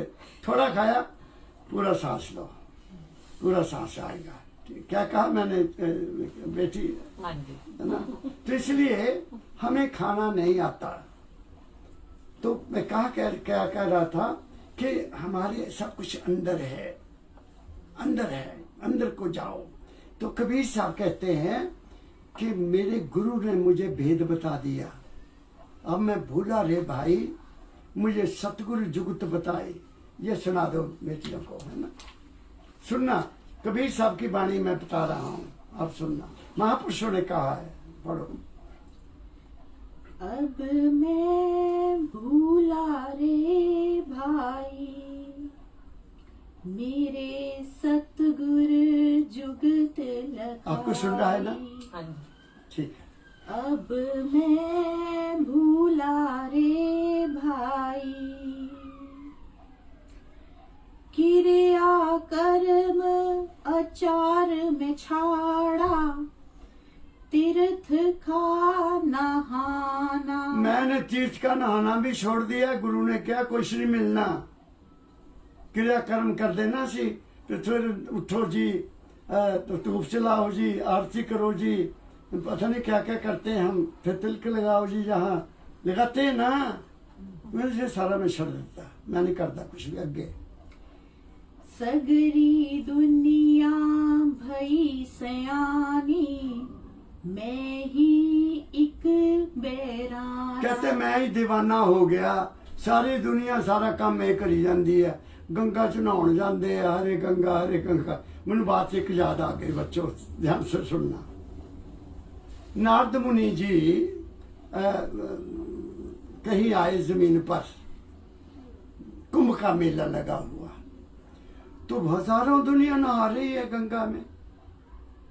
तो बड़ा हैरान हुआ, उसे कहा देखो जी कितने हर हर गंगे डुबकियां लगा रहे हैं, अपने पाप सारे गंगा नू दे रहे हैं। कदे नहाते ना तो साढ़े पूरे कर्म खत्म हो जान, और कल ही नहाते। क्या ख्याल है? इसी ख्याल से जाते हैं। तो नारद मुनि जी गंगा माता के पास गए। गंगा मैया तू बड़ी महान है, तू तो बड़ी पवित्र है, तू तो ये है, बड़ी सिफता की। कहते नारद मुनि जी बैठो, क्या कह रहे हो? कहते कहूं क्यों नहीं, लाखों लोगों का पाप आप ले रहे हैं, वो नहा रहे हैं, आपके गुण गा रहे हैं, और पवित्र होकर घरों में जा रहे हैं। कहते नारद मुनि जी बैठ जाओ, मैं नहीं कुछ भी करती। वो नहाते हैं, पाप अपने सारे देते हैं, यहाँ जित बुरियां करके चीज़ा सारा गंद मेरे ते सिर देंगे। मैं हर चीज सूरज देवता नू दे देनी है, मैं नहीं रखती, सूरज देवता को दे देती हूँ। कहता अच्छा, इसका मतलब सूर्य देवता महान हुए? कहती तो महान ही है, तो और क्या है। वो सूर्य देवता पास चले गए। ये शास्त्रों की बात बता रहा हूँ आपको मैं। सूर्य देवता के पास जाकर जय कर दी, सूर्य देवता की जय हो, धन्य हो आप। आओ नारद मुनि जी कैसे आए? कहते कैसे महाराज, आपका शुक्रिया अदा करने आया हूँ। आप सारी दुनिया के पाप ले लेते हो, बुराइयां ले लेते हो, और गंगा माँ को पवित्र कर देते हो। कहते मैं कुछ नहीं करता सूर्य देवता, हाँ मेरी शुआएं, मेरी गर्मी, मेरे सूरज की किरणें भाप के रूप में सब कुछ उठा लेती हैं। गंगा के ऊपर से भाप बनाकर सब कुछ उठा लेती हैं। तो फिर महाराज आप क्या करते, तो आपने पुण्य कर नहीं देते? कहते नहीं, मैं सबके सारे के सारा इंद्र को दे देता हूँ। मैं सब सारा माल चक के इंद्र को दे देता हूँ। तो इंद्र देवता की जय करने चले गए। जय हो इंद्र देवता की, कितने महान है आप। कहते अच्छा, कोई खबर लाए हो? हाँ महाराज, खबर क्यों नहीं लाया? सारा दुनिया का पाप तो आप ले लेते सूरज देवता से, मैं भी नहीं लेता। और नारद मुनि दुनिया भुलेखे में है, मैं भी नहीं लेता, कोई नहीं लेता। मैं सारे का सारा बादलों को दे देता हूँ, बादल बनाता हूँ, पानी से भर देता हूँ, वही पानी वापस भेज देता हूँ। जिसका जो कर्म है उनको वापस, कोई किसी का कर्म नहीं कर सकता। कर्म जो करेगा अंत में भोगना पड़ना। मैं कर्म की बात कर रहा था, मैं फिर वही आ जाता हूँ। कर्म प्रधान विश्व कर रखा, जो जस कीना तैसो फल चखा। तो हमारा मन ख्याल वो ही करेगा जैसा हमने खाया। तो मन कैसे पवित्र होगा? मन पवित्र होगा, हमें नेक कर्म करना चाहिए। नेक कर्म वो ही होता है जिसमें किसी दूसरे का बुरा ना हो, वो नेक कर्म है।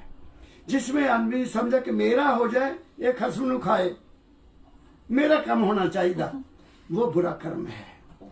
दूसरे के अधिकार को मारना, दूसरे को धोखा दे के अपना बनाना, वो बुरा कर्म है। लिव एंड लेट लिव, जियो और जीने दो, ये है असली धर्म।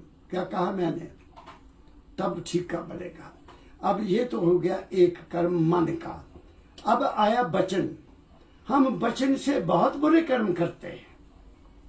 मैं 2 मिसाल आपको देता हूं। आप लोगों ने कहानियां तो बहुत सुनी है, रामायण भी सुनते हो, महाभारत भी सुनते हो, लेकिन इधर से सुना इधर निकाल दिया। एक मेला लगा हुआ था, मेला जानते हैं? तो उसमें ना मूर्तियां बनाई हुई हैं, अगले आदमी ने बहुत सुंदर सुंदर मूर्तियां बना के, मूर्तियां बनी आजकल तो पत्थर की मूर्तियां भी, मिट्टी की भी मूर्तियां भी है। तो वो कागज की मूर्तियां उसने बनाई, बहुत प्यारी प्यारी। तो मेरे जैसा आदमी गया, वो भाई आ मूर्ति बड़ी सोहनी है, किन्ने पैसे दी है? कहना जी 5 रुपए दी। वाह जी वाह, बहुत अच्छी बनाई आपने। अच्छा एदी की कीमत है? कहना एदी जी 15 रुपए। ले, जैसी ये है वैसी ये है, इसमें फर्क क्या है? कहते जी फर्क तो है, इसलिए एदी कीमत ज्यादा है। मैंने फर्क दस की है, मैं फिर वही लैनी जड़ी चंगी है। उसने एक तिली रखी हुई थी, तिली जानते ना, लंबी सी, वो जो 5 रुपए वाली उसके कान में ऐसे डाली, इधर निकाल दी, वो तिली इधर डाली और इधर निकाल दी। कहते जी इसके 5 रुपए। अच्छा ये 15 रुपए क्यों रखी? कहते ये भी देख लो, वो इधर से डाले इधर निकले ही ना, इधर से डाले इधर ना निकले, फिर इधर से डाले इधर ना निकले। कहते जी ये दे 15 रुपए। कहना क्या मतलब? कहता ये मूर्ति ऐसी है, इधर से सुनती इधर से निकाल देती, अंदर नहीं रखती। ये बड़े बड़े संतों के पास जाती है, कभी यहाँ जाती कभी वहां जाती है, इधर से सुना इधर निकाल दिया और वो गई, चलो खत्म न खाए संत, मैं की लेना। ये ऐसी मूर्ति है, इधर से सुनती है तो अंदर ही रखती है, इधर बड़ी सुनी वो भी अंदर अपने जीवन को बना लेती है। मैं मिसाल देती, बात समझ गए आप? चलना है, चलना है, चलोगे तो पाओगे, नहीं चलोगे तो नहीं पाओगे। अब आ गया कर्म, मन, वचन। त्रेता युग में कहते हैं राम को वनवास हो गया, सीता जी ने कहा मैं भी साथ जाना। लक्ष्मण कहता भैया मैंने तो तेरी सेवा करनी, मैं भी साथ जाना। तीनों चले गए। तीनों जंगल में रहने लगे। रावण ने और तीनों ने क्या किया, लंबी कहानी कहे को कहनी है तो शूर्पणखा आ गई घूमती घूमती। रावण की सिस्टर बहुत सुंदर, बहुत ही सुंदर थी। तो उसने राम को कहा मैं आपसे शादी करनी, राजकुमार बहुत अच्छे हैं। वो कहते हैं मैंने तो शादी की है, मेरी तो पत्नी है, वो देखो सीता अंदर। लक्ष्मण से बात कर ले। अब राम को चाहिए था कि उसमें तो हुई तो विवाहत है, उसके पास भेज दी। और उसने जैसे उनको कहा राम लक्ष्मण आप मुझे बहुत सुंदर लगते हैं, मेरे से शादी का, वो गुस्से में आया, उसने नाक काट दिया। यही कहते हैं ना पंडित। अब वो कैसे महसूस, अपने भाई को जाकर बताया उसने, कहती 2 छोकरे उन्होंने मेरा नाक काट दिया। पूरी कहानी तो बताई नहीं, आ गया उन्होंने गुस्सा कि मेरी बहन, मैं देखता हूं। ले गया उठा के सीता को, बहुत कुछ हुआ। लेकिन उससे पहले क्या हुआ, तो उसने सबसे पहले एक ऋषि का सोने का बनाया हरण और भेज दिया वहां चरने के लिए, जा। तो सीता ने उसको देखा हरण को, तो कहा महाराज मेरे को ये सोने का हार बहुत सुंदर लगा, ये तो हिरण बहुत प्यारा, पकड़ कर लाओ। तो राम चला गया। वहां से आवाज आई हे लक्ष्मण, हे सीता मुझे बचाओ। वो भी सारा धोखा था। तो सीता ने कहा लक्ष्मण जाओ, तुम्हारा भैया बहुत कष्ट में है। वो कहते हैं वो माते कहता था, ऐसे शास्त्र कहते हैं उसने कभी सीता के पांव से ऊपर नहीं देखा था, ऐसा कहते हैं। इतना सम्मान था उनका। तो 2 बारी कहा, कहता मैं नहीं जा सकता, मेरे भैया को कुछ नहीं होगा। फिर तीसरी दफा जब नहीं वो गया तो सीता ने वचन कहा, वचन का तीर चलाया। तो आपको पता क्या कहा उसने कि लक्ष्मण मैं जान गई तू भैया की मदद करने के लिए क्यों नहीं गया, तेरी नीयत मेरे प्रति खराब है। ये बात ठीक है ना? वचन ही कहा ना। वचन करने से वो अति दुखी होकर चला गया कि मैं इस ख्याल से आया था, माता सीता ने मुझे ये कहा, और पीछे से रावण आया और सीता को उठा कर ले गया। क्यों लेकर गया? रावण सीता को उठा नहीं सकता था, क्योंकि उसने वचन ऐसा कहा, उसकी ताकत खत्म हो गई और युद्ध हुआ। हुआ कि नहीं हुआ? किसके कारण हुआ? वचन के कारण। तो हम अपने वचन पर कंट्रोल नहीं करते। घरों में मैं देखा झगड़े होते हैं, उल्टा सीधा बोलते एक दूसरे को, तो घर घर में झगड़ा है। महाभारत क्यों हुआ? महाभारत भी शब्द के कारण हुआ, वचन के कारण हुआ। पांडवों ने बहुत सुंदर महल बनाया, गृह प्रवेश रखा, और ऐसा महल बनाया कि पता नहीं पानी है कि फर्श है, और कौरवों को बुलाया गया। दुर्योधन आया अपने सज तज के, भैया को देखना है महल, तो आ गया उस रास्ते से जिस रास्ते में पानी डाला हुआ है, और द्रौपदी देख रही है कि हमारे राजा आ रहे हैं। वो जैसे दुर्योधन ने पांव रखा और धड़ाम पानी में गया, तो उसने क्या कहा दिया?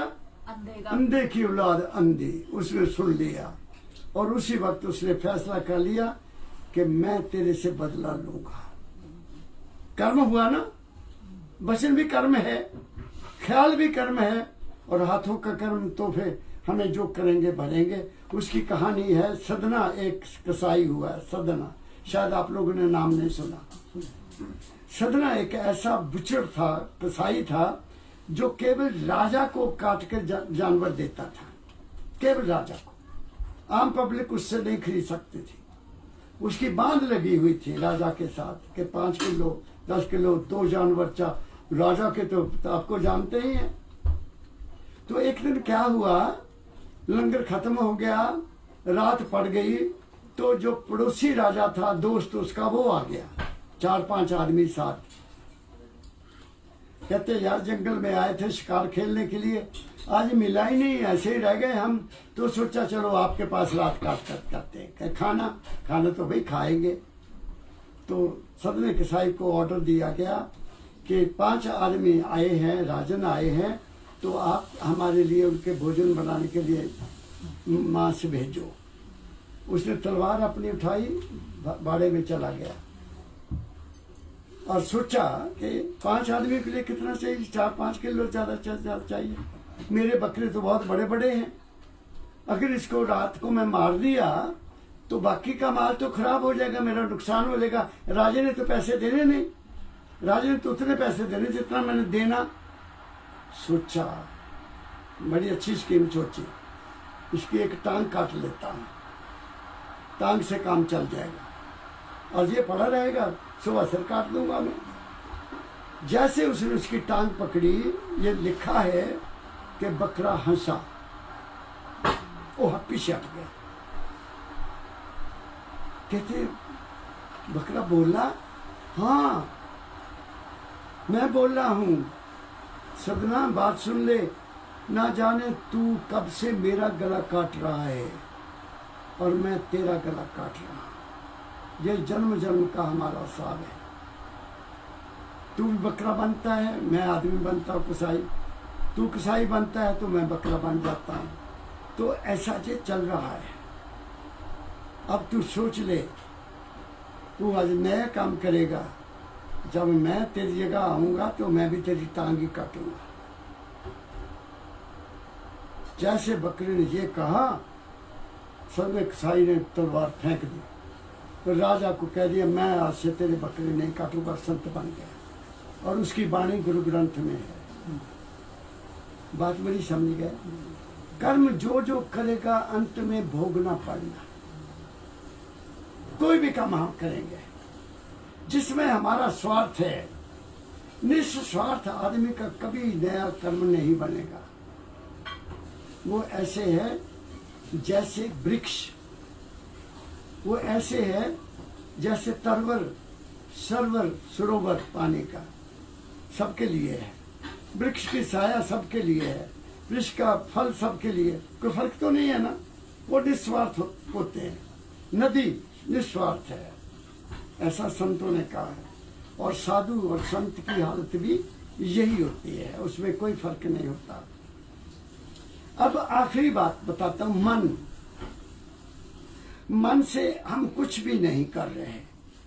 मन बहुत बुरा कर्म करता है। इसको बात को ध्यान से सुनना। मैं बैठा हूं, मैं वैसे ही किसी के खिलाफ सुन रहा हूं, सोच रहा हूं, मैं उसको ये करूंगा, मैं उसको ये करूंगा, मैं उसको ये करूंगा, बुरा सोचूंगा दूसरों के बारे में। तो जो ख्याल हम करते हैं, जो भी ख्याल अच्छा या बुरा, वो ब्रह्म मन में जाता है। बाबा फकीर जी महाराज कहते थे, मैटर नेवर डिस्ट्रॉयज, वचन कभी भी जाया नहीं जाता, ख्याल कभी जाया नहीं जाता। और वो ख्याल ऊपर रहता है, वो अपने जैसे ख्याल और इकट्ठे करके वापस तुम्हारे पास ही आता है। As you sow shall you reap. तुम जैसा सोचोगे वो बीज रहे हो। और ये ब्रह्मांड पूरी भूमि है, वो विचार वही रहते हैं और वक्त पर वापस आपके पास आएंगे। नेक विचार होंगे तो नेक आएंगे, बद विचार होंगे तो बद आएंगे। जैसा जैसा हमारा विचार वहां जाता है वो वापस हमारे पास आएगा। इसलिए जितने संतों ने वचन कहे हैं वो ब्रह्मांड में है, हम उनको सुन सकते हैं। जैसे टीवी है, टीवी तो कहीं बाहर है, दूर है, कोई जंतर नहीं है, वो वहां से ऊपर कोई सैटेलाइट है उसको देती है। सैटेलाइट से हम अपना चैनल बदलते हैं और उसके साथ ट्यून कर देते हैं, हम बहुत सब कुछ देख लेते हैं और सुन लेते हैं। ऐसा ही है ना। ऐसे ही अगर आपने किसी महापुरुष की बात को सुनना है, जाओ उसके दर्शन करने हैं, तुम बैठ जाओ ध्यान लगाकर, तुम्हें उसकी आवाज अंदर सुनाई देगी, तुम्हें उसके दर्शन हो जाएंगे। ये लॉ ऑफ रेडिएशन है, लॉ ऑफ अट्रैक्शन है।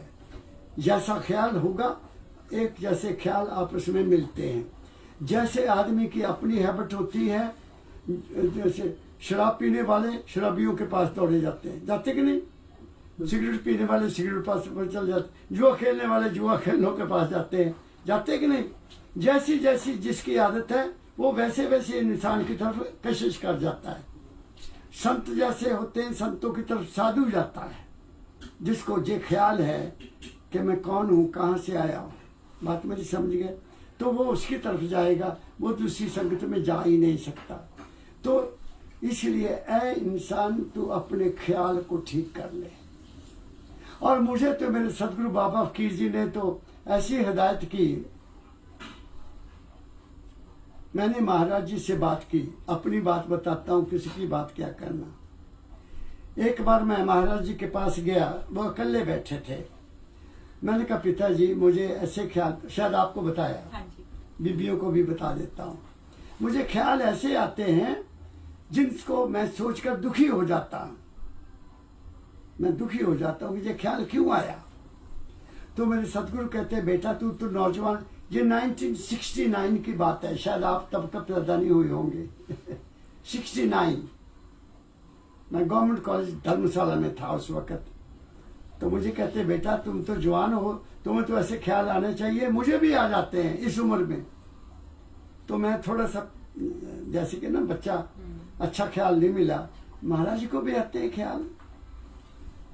तो उन्होंने एकदम मुझे कहा बेटा तू बहुत भाग्यशाली है, तेरे ऊपर मालिक की बड़ी कृपा है, तुम्हें पता तो लग जाता कि ये ख्याल ठीक नहीं है।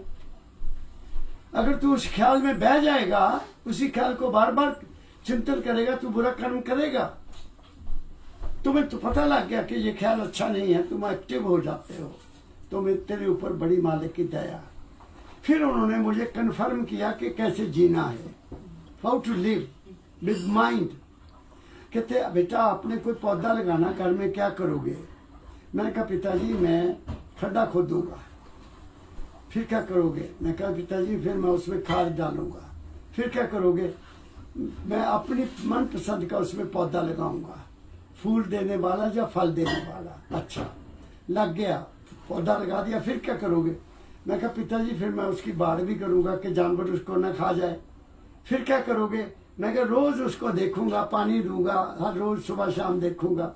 बहुत अच्छा। मेरे दाता मुझे कहते बच्चा अगर तू उस पौधे का ख्याल ना करे, उसको पानी ना दे, उसकी देखभाल ना करे, फिर क्या होगा? मैं कहा पिताजी को पौधा सूख जाएगा। तो बस कहते ऐसे ख्याल को पानी नहीं देना। मेरी बात को पकड़ा? ऐसे ख्याल को पानी नहीं देना। बस समझ लेना कि ये ठीक नहीं, उसको छोड़ दो, भजन में बैठ जाओ या कोई अच्छी किताब पढ़ो, तुम्हारा ख्याल वो खत्म हो जाएगा। पता लग गया हाउ टू लिव। आखिर में उन्होंने मुझे कहा 1975 में किताबों की बात चल रही थी, कोई प्रोफेसर बैठे थे, मैं भी उनमें दखल दे दिया। तो महाराज ने मुझे कहा कि बच्चा तुम भी किताब पढ़ते हो? मैं कहा पिताजी कॉलेज में पढ़ाता हूं, तो मैं भी तो पढ़ा है थोड़ा सा। आपने केवल मन की किताब पढ़ना है, मन की किताब। मेरे को कितनी बड़ी किताब दे दी। मैंने मन की किताब को पढ़ना शुरू किया तो मन मेरे अंदर है, अंदर ही है ना, बाहर तो नहीं है। मन को देखा, ये क्यों सोचता है, इसको ये ख्याल क्यों आया, ऐसा ख्याल क्यों आया, उसकी तय में चला गया, पता लग गया। और ऐसी हालत में चला गया जहां मन ही नहीं है, जहां मन ही नहीं है। जहां मन नहीं है तो वहां क्या है? वहां मैं हूं, मेरी असलियत है कि मैं कौन हूं। बात मेरी समझ रहे हो आप? तो इसलिए जो कुछ है आया इंसान इस दुनिया में तरक्की करनी है, तो इस दुनिया में तरक्की करनी है तो मन और बुद्धि काम करेगी। मन और बुद्धि को साथ लेकर इस दुनिया में जो चाहो तुम बन सकते हो। बड़े से बड़ा पद प्राप्त कर सकते हो, डॉक्टर बन सकते हो, इंजीनियर बन सकते हो, फिलोसोफर बन सकते हो, ना जाने तुम जो चाहो तुम बन सकते हो। लेकिन मन और बुद्धि को साथ लेकर दो चीजों को, मन जब चित्त हो जाता है, चित्त ठहर जाता है तो उसमें बुद्धि पैदा होती, ख्याल पैदा होते हैं। जब तक ये ठहरता नहीं है ख्याल नहीं पैदा होते। तुम चुप से बैठे हो तो ख्याल चल पड़ेंगे, तुम काम में लगोगे ख्याल नहीं आएगा, नहीं आएगा ना। जब आप काम में लगे हैं किसी में तो ख्याल कोई आएगा नहीं। जब तुम खाली बैठे हो तो मन चित्त हो जाता है। चित्त होने के बाद इसमें बुद्धि पैदा होती है, इसमें ख्याल पैदा होते हैं, इसमें विचार पैदा होते हैं, इसमें प्लानिंग पैदा होती है, ये करूं वो करूं वो करूं, होता है ना। तो उस वक्त बुद्धि काम करती है कि ये अच्छा है ये बुरा है। वो कहाँ पता लगेगा? बिन सत्संग विवेक ना होई। ये चीज सत्संग में पता लगता है। राम कृपा बिन सुलभ न सोई, और उसकी कृपा के बगैर जे कुछ सत्संग नहीं मिलता। इसलिए गुरुवाणी में लिखा है बिन पागा सत्संग न लब्बे। किस्मत के बगैर सत्संग भी नहीं मिलता। और ये जो बात मैं आपसे कर रहा हूं ये सत्संग है। तुम्हारे को मैं उससे मिलाना चाहता हूं जो तुम्हारे अंदर चीज है, वो सत्य है, वो रहने वाली है। बाकी कुछ भी रहने वाला नहीं है, ना शरीर ना मन ना बुद्धि ना चित्त ना अहंकार, कुछ भी नहीं रहेगा। और कबीर साहब क्या कहते हैं कि तुमने जीना कैसे है? पढ़ दो आगे बेटा। ना मैं जानू सेव बंदगी, ना मैं जल्दी पट बजाई, अब मैं भूला रे भाई। 15 मिनट और ले लेता हूँ। हाँ पढ़ो। ना मैं मूरत कड़ी सिंहासन, ना मैं पोहप चढ़ा। अब कबीर साहब कहते हैं, मैं सुना देता हूं कि अगर मूर्ति बोले तो मैं भी जाकर ठठेरे से ले आऊं। ठठेरा बनाता है ना मूर्तियां, मिट्टी की जाप जो भी बनाते हैं, उनके पास मैं भी जाऊं, ले आऊं और उसको मैं रखूंगा ऊंची जगह पर, नहाऊंगा भी और फूल भी चढ़ाऊंगा, लेकिन वो तो बोलती नहीं है मूर्ति बोलती नहीं है, तो मैं नहीं ले आऊंगा। बोलो आगे। जो ये मूरत मुख से बोले, बोले करे स्नान नहाई। हाँ 5 टका हो देत ठठेरे, एक ही हो ले मैं भी ले आऊं एक मूर्ति 5 पैसे दे के, उस जमाने में मिलती होगी ना 5 पैसे में। हाँ ना हर रीजय जप तप कीन्हे, ना काया के वो मालिक जारे। जप तप से नहीं मिलने वाला, ना शरीर को तंग करने से वो मिलेगा कि भूख रख लेगी, भोजन नहीं पाना, जा राख लगा ली, जा कुछ स्वांग बना लिया, वो नहीं मिलेगा। कबीर साहब कहते हैं ना हर रीजे धोती छाड़े, ना पांचों के मारे। वो कहते हैं ना, तो आम कहा जाता है ना कि ऐसे कपड़े पहनो, ये पहनो, कोई चदरों पर लिख लेता राम राम राम राम, मुंह में छुरी, बगल में छुरी, मुंह में राम राम, वो क्या फायदा। तो कहते हैं कपड़े में भी वो नहीं मिलेगा। ना 5 आम जो कहा जाता है सत्संगों में, कहा 5 बैरी है हमारे, काम क्रोध लोभ मोह अहंकार, ये झूठ बोलते हैं। 5 हमारी जिंदगी के गहने हैं, लेकिन हमें ये नहीं बताया जाता कि असल में वो क्या है। मैं बताता हूँ। काम क्रोध लोभ मोह। मोह होता है किसी चीज को अपना मान लेना, किसी भी चीज को अपना मान लेना, वो मोह है। अगर वो मोह में कोई दखल देगा तो तुम्हें क्रोध आएगा, आएगा कि नहीं। मोह को हमने किसी चीज को अपना मान लिया, दूसरा कहता है ये मेरी है, तो क्रोध हमें आएगा कि नहीं आएगा, तो तभी क्रोध आएगा। मोह। फिर लोभ। लोभ होता है ज्यादा से ज्यादा चीज को प्राप्त करना। लोभ को संतोष में बदल दो, लोभ को संतोष में बदल दो। सबसे बड़ा धन संतोष है। ये भी ले लो, ये भी ले लो, ये भी ले लो, ये भी ले लो, कोई फायदा नहीं। खाने तो 2 फुल्के ही है ना, एक कपड़े पहनने हैं और एक सिर पर कपड़ा चाहिए और रोटी कमाने का साधन ठीक चाहिए, इससे ज्यादा क्या चाहिए। मैं तो कहता हूँ गाड़ियां भी मिले तो कोई हर्ज नहीं मैंने भी तो गाड़ी रखी है ना। जो हक लाल से मिले वो ले लो, जो बाकी नहीं तो लोभ भी खत्म हो जाएगा। कामना क्या है। काम को दुनिया ने गलत समझा। जेती मन की लालसा था, इसका नाम है काम। काम सब कोई कहे, कामना चीने कोय। जितनी मन की लालसा, काम कहा वे सोए। कामना ये भी मिल जाए, ये भी मिल जाए। जब वो मिलता नहीं तो गुस्सा आता है, क्रोध आता है। बच्चे कहना नहीं मानते, क्रोध आता है। हम खुद को नहीं देखते कि हम क्या करते हैं, तो उनका रूप बदलना है, रूप समझना है। तो हमारी जिंदगी के गहने हैं। मोह को भी मैंने बता दिया, लोभ को भी मैंने बता दिया, काम को भी मैंने बता दिया। तो वो कैसे बुरे हैं? बुरे तो है ही नहीं। कामना नहीं है कि मैं कपड़े बदल लूं कपड़े बदलने पड़े। कामना ही है कि मेरे अच्छे कपड़े पे डालूं तो लोगों को अच्छा लगेगा, कामना है। मैं अच्छा खाऊं, कामना है। बाकी ऐसे ही अपने तमाशा बना दिया। काम क्रोध लोभ मोह का। क्रोध नहीं करोगे तो दुनिया के फुटबॉल बन जाओगे। कहीं कहीं आंख भी दिखानी पड़ती है। हर चीज के 5 रूप हैं, क्रोध के भी 5 रूप हैं। 5 क्रोध है ना। एक क्रोध ऐसा है कि आदमी गुस्सा आया, किसी को मार ही दिया, वो सबसे बुरा क्रोध है। दूसरा क्रोध है कि मारा नहीं है, लठ मार दी, थप्पड़ मार दिया, वो दूसरा रूप है। तीसरा रूप है कि जबान से उसको कुछ बुरा भला कह दिया, वो भी क्रोध है। चौथा है कि आंख से आंख दिखा दी, फिर करेगा नहीं करूंगा, वो भी क्रोध है। बात समझ गए ना। ऐसे ही इनके 5-5 रूप हैं।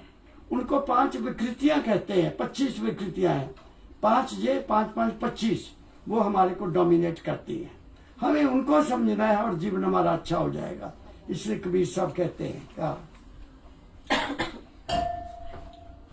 दाया राखी धर्म को पाले, जग से रहे। अब मैं बताता हूँ, अब मैं बता देता हूँ। वो कहते हैं कि मैं कुछ नहीं करता, ना मैं मंदिर जाता हूँ, ना मैं घंटी बजाता हूँ, ना मैं मूर्ति पहनता हूँ, ना मैं काम क्रोध मुलों को छोड़ा है, और ना ही मैं धोती पहनता हूँ। और मैं क्या करता हूँ, जो मुझे पता लगा वो उन्होंने बताया, वो इंसानियत है। क्या कहा, दया राख धर्म को पाले, जग से रहे उदासी। ये धर्म है। धर्म मीन ड्यूटी। धर्म का मतलब है ड्यूटी। पुत्र के रूप में माता पिता के प्रति, पति के रूप में पत्नी के प्रति, भाई के रूप में बहन के प्रति, ये ड्यूटी है। अगर इंसान ये अपनी ड्यूटी नहीं करेगा तो वो अपने टीचे पर नहीं पहुंचेगा।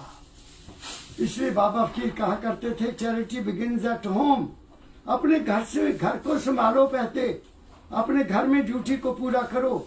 अगर तुम मंदिर में जाते हो, पैसे चढ़ाते हो, ये करते हो, वो तुम्हारा काम नहीं देगा। जो बेटा बाप के 50 पाँव के हाथ लगाता है, या माँ को हाथ लगाता है, उनको भगवान सब कुछ देता है। मेरे पास फिरोजपुर से एक लड़का तो लड़की आए, पति पत्नी आके बैठ गए। अभी सत्संग शुरू नहीं हुआ था। मैं कहा बच्चों कैसे है? बाबा जी प्रसाद लेना। मैं समझ गया। मैं क्या प्रसाद सत्संग के बाद मिलेगा। तो वो सत्संग के बाद आ गए, बैठ गए। मैंने कहा बेटी आपके सास है? हाँ जी। तेरा ससुर है? हाँ जी। मैं कहा मैं जो पूछता जाऊंगा उसका जवाब देना, प्रसाद तब दूंगा, नहीं तो नहीं। कभी अपनी ससु माँ को तू चाय बना के पिलाई? नहीं जी। कभी ससु माँ को सुबह उठकर मत्था टेका? नहीं जी। मैं काहे को मत्था टेकूं उसको? मैं कहा अच्छा। उसको पूछा तुम माँ बाप की सेवा करते हो? कहता नहीं जी। मैं कहा तो मेरे पास क्या लेने आए हो? तुम्हारे घर में तो ब्रह्मा विष्णु बैठे हैं, उनकी तो तुम सेवा नहीं करते। मैं तुम्हें जानता नहीं, मैं तुम्हें प्रसाद कैसे दे दूं? हैं? तुम घर में माँ बाप की सेवा नहीं करते हो और मेरे से प्रसाद लेने आए हो। मैं बेला, आप यू डोंट डिजर्व माई प्रसाद। बताओ, मेरे से प्रॉमिस करो कि तुम माँ की सुबह उठकर पैर छुओगी और उनको चाय बना के खिलाओगी, उनके कपड़े बदलोगी, उनके कपड़े धोगी, उनको रोटी खिलाओगी, तू खिलाएगी? चुप। मैं तू बोल काका तेरा की हाल है? असी तो नहीं जी सुन कर सकते कुछ भी। मैं क्या उठ जाओ और दरवाजा जाना रास्ता, निकल जाओ, मेरे पास कुछ नहीं आपके लिए, मेरे पास नहीं कुछ भी। तो जो घर में सब कुछ है तो बाहर क्या ढूंढे? माँ बाप की सेवा ने की, बाहर लंगर लगाया, क्या फायदा? घर में माँ बैठी है, देवी के दर्शन करने चले गए, वो तो बोलती भी नहीं है।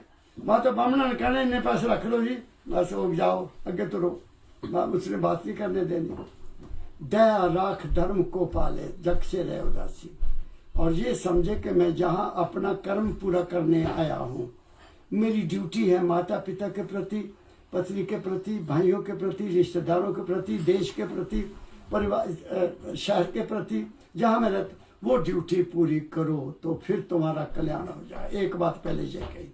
फिर दूसरी बात कही, अपना साजीव सबको जाने तब पावे अविनाशी। वो जो कभी नाश नहीं होने वाला, वो किसको मिलेगा? जो सबको अपने जैसा समझता है कि सब में वही है, पुनीत में भी वही है जो मेरे में है। जल में राम, थल में राम, है भी राम, हो भी राम। वे वो राम नहीं है दशरथ वाला राम जिसके पीछे दुनिया लड़ रही है, वो राम नहीं है। वो तो पैदा हुआ और मर गया, जैसे हम पैदा हुए वो भी मर गया। मेरी बात समझ गए? नानक सो क्यों सिमरे नानका जो जम्मे थे मर जाए, ये कहा गुरुओं ने। सोई सिमरो नानका जो जल थल रहा समाए। एक राम दशरथ का बेटा, एक राम घटघट में बैठा, एक राम का सकल पसारा, एक राम इन सबसे न्यारा।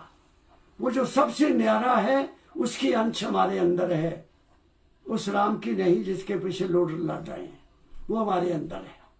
जब हमारा उससे प्यार हो जाएगा तो दुनिया हमें स्वप्न नजर आएगी। दुनिया सपना है और कुछ भी नहीं। क्या कहा मैंने? वो कहते हैं अपना स्या जीव सबको जाने तब पावे वराशी। फिर अगली लाइन में आखिर में कह दिया, सहे कुछ शब्द बाद को त्यागे छाड़े गर्भ गमाना। किसी ने बुरा कह दिया, सहन कर लिया, वाद विवाद नहीं करता वो आदमी कि मैं बड़ा, बात समझ गए? वो वाद विवाद नहीं करता। सह कुछ शब्द बाद को त्यागे छाड़े गर्भ गुमाना। वो किसी चीज का गर्व भी नहीं करता कि मेरा ए है जी, मेरा ए है जी, मेरा ए है। किसका कौन है, क्या है, क्या नहीं, कुछ भी नहीं। जब तक हम यहाँ हैं सब मेरे हैं। जब तक मैं यहाँ हूं, इस शरीर में हूं, सब मेरे हैं। जब मैं जाऊंगा मेरा कोई भी नहीं। यह है जिंदगी का। सह कुछ शब्द बाद को त्यागे छाड़े गर्भ गुमाना। कहे कबीर ताहे को मिली है कौन? सतनाम। सतनाम ताहे को मिलिए कहे कबीर सुजाना।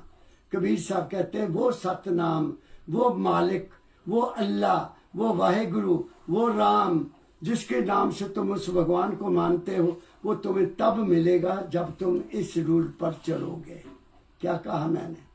और मेरे दाता दयाल महर्षि शिवरतलाल ने आखिर में कह दिया, वो मैं आपको सुना देता हूँ। वो कहते हैं, ऐ मेरे प्यारे भाई देखो संभल के चलना, दुनिया में कैसे जीना। ऐ मेरे प्यारे भाई देखो संभल के चलना, खोटे कर्म न करना, खोटी ना बात कहना। खोटे कर्म न करना, खोटी ना बात कहना। मारोगे घर किसी को फिर दुख पड़ेगा सहना।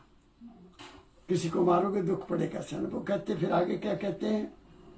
कौलो ख्याल कर्तव्य, तीन शब्द है, मन वचन और कर्म। कौलो ख्याल कर्तव्य दरिया से है मशावा। मन के ख्याल वचन और कर्म इतनी जल्दी से होते हैं जैसे दरिया का पानी बहता है।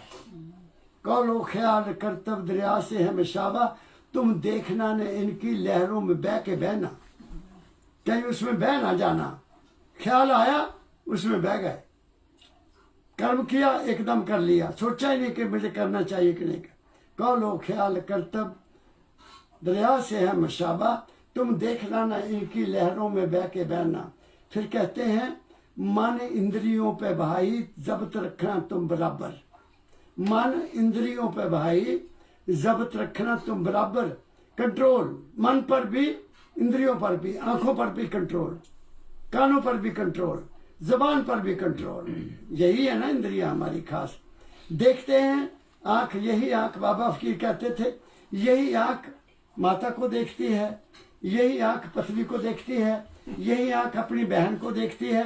कोई फर्क नहीं होता, माँ को माँ समझता है, बहन को बहन समझता है, औरत को अपनी औरत समझ। जब किसी और औरत को समझता है तो यदि नजरें बदल जाती है, वो पाप हो गया, वो पाप हो गया। ये कहते हैं दाता दयाल, मन इंद्रियों पर भाई जब्त रखना तुम बराबर। जाबत खुश जाबत बने रहोगे, खुशहाल होके जीना।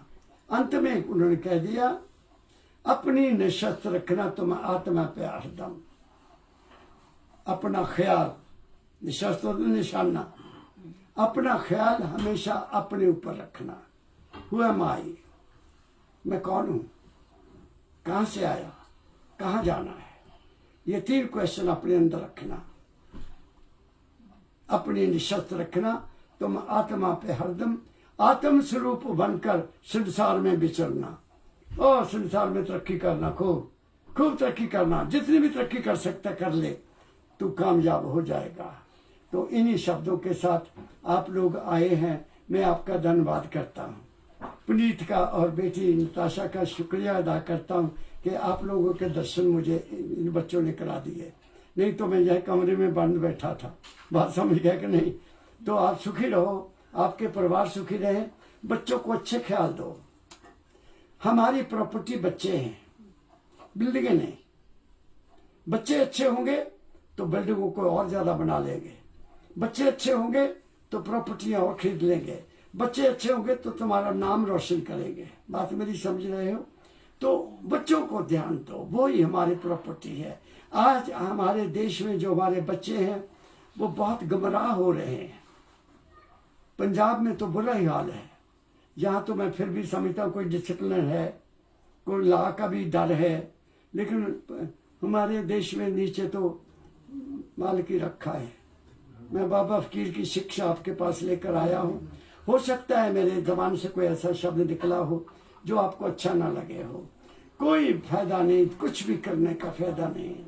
फायदा है केवल अपने अंदर प्रार्थना किया करो, जो मांगोगे मालिक देगा।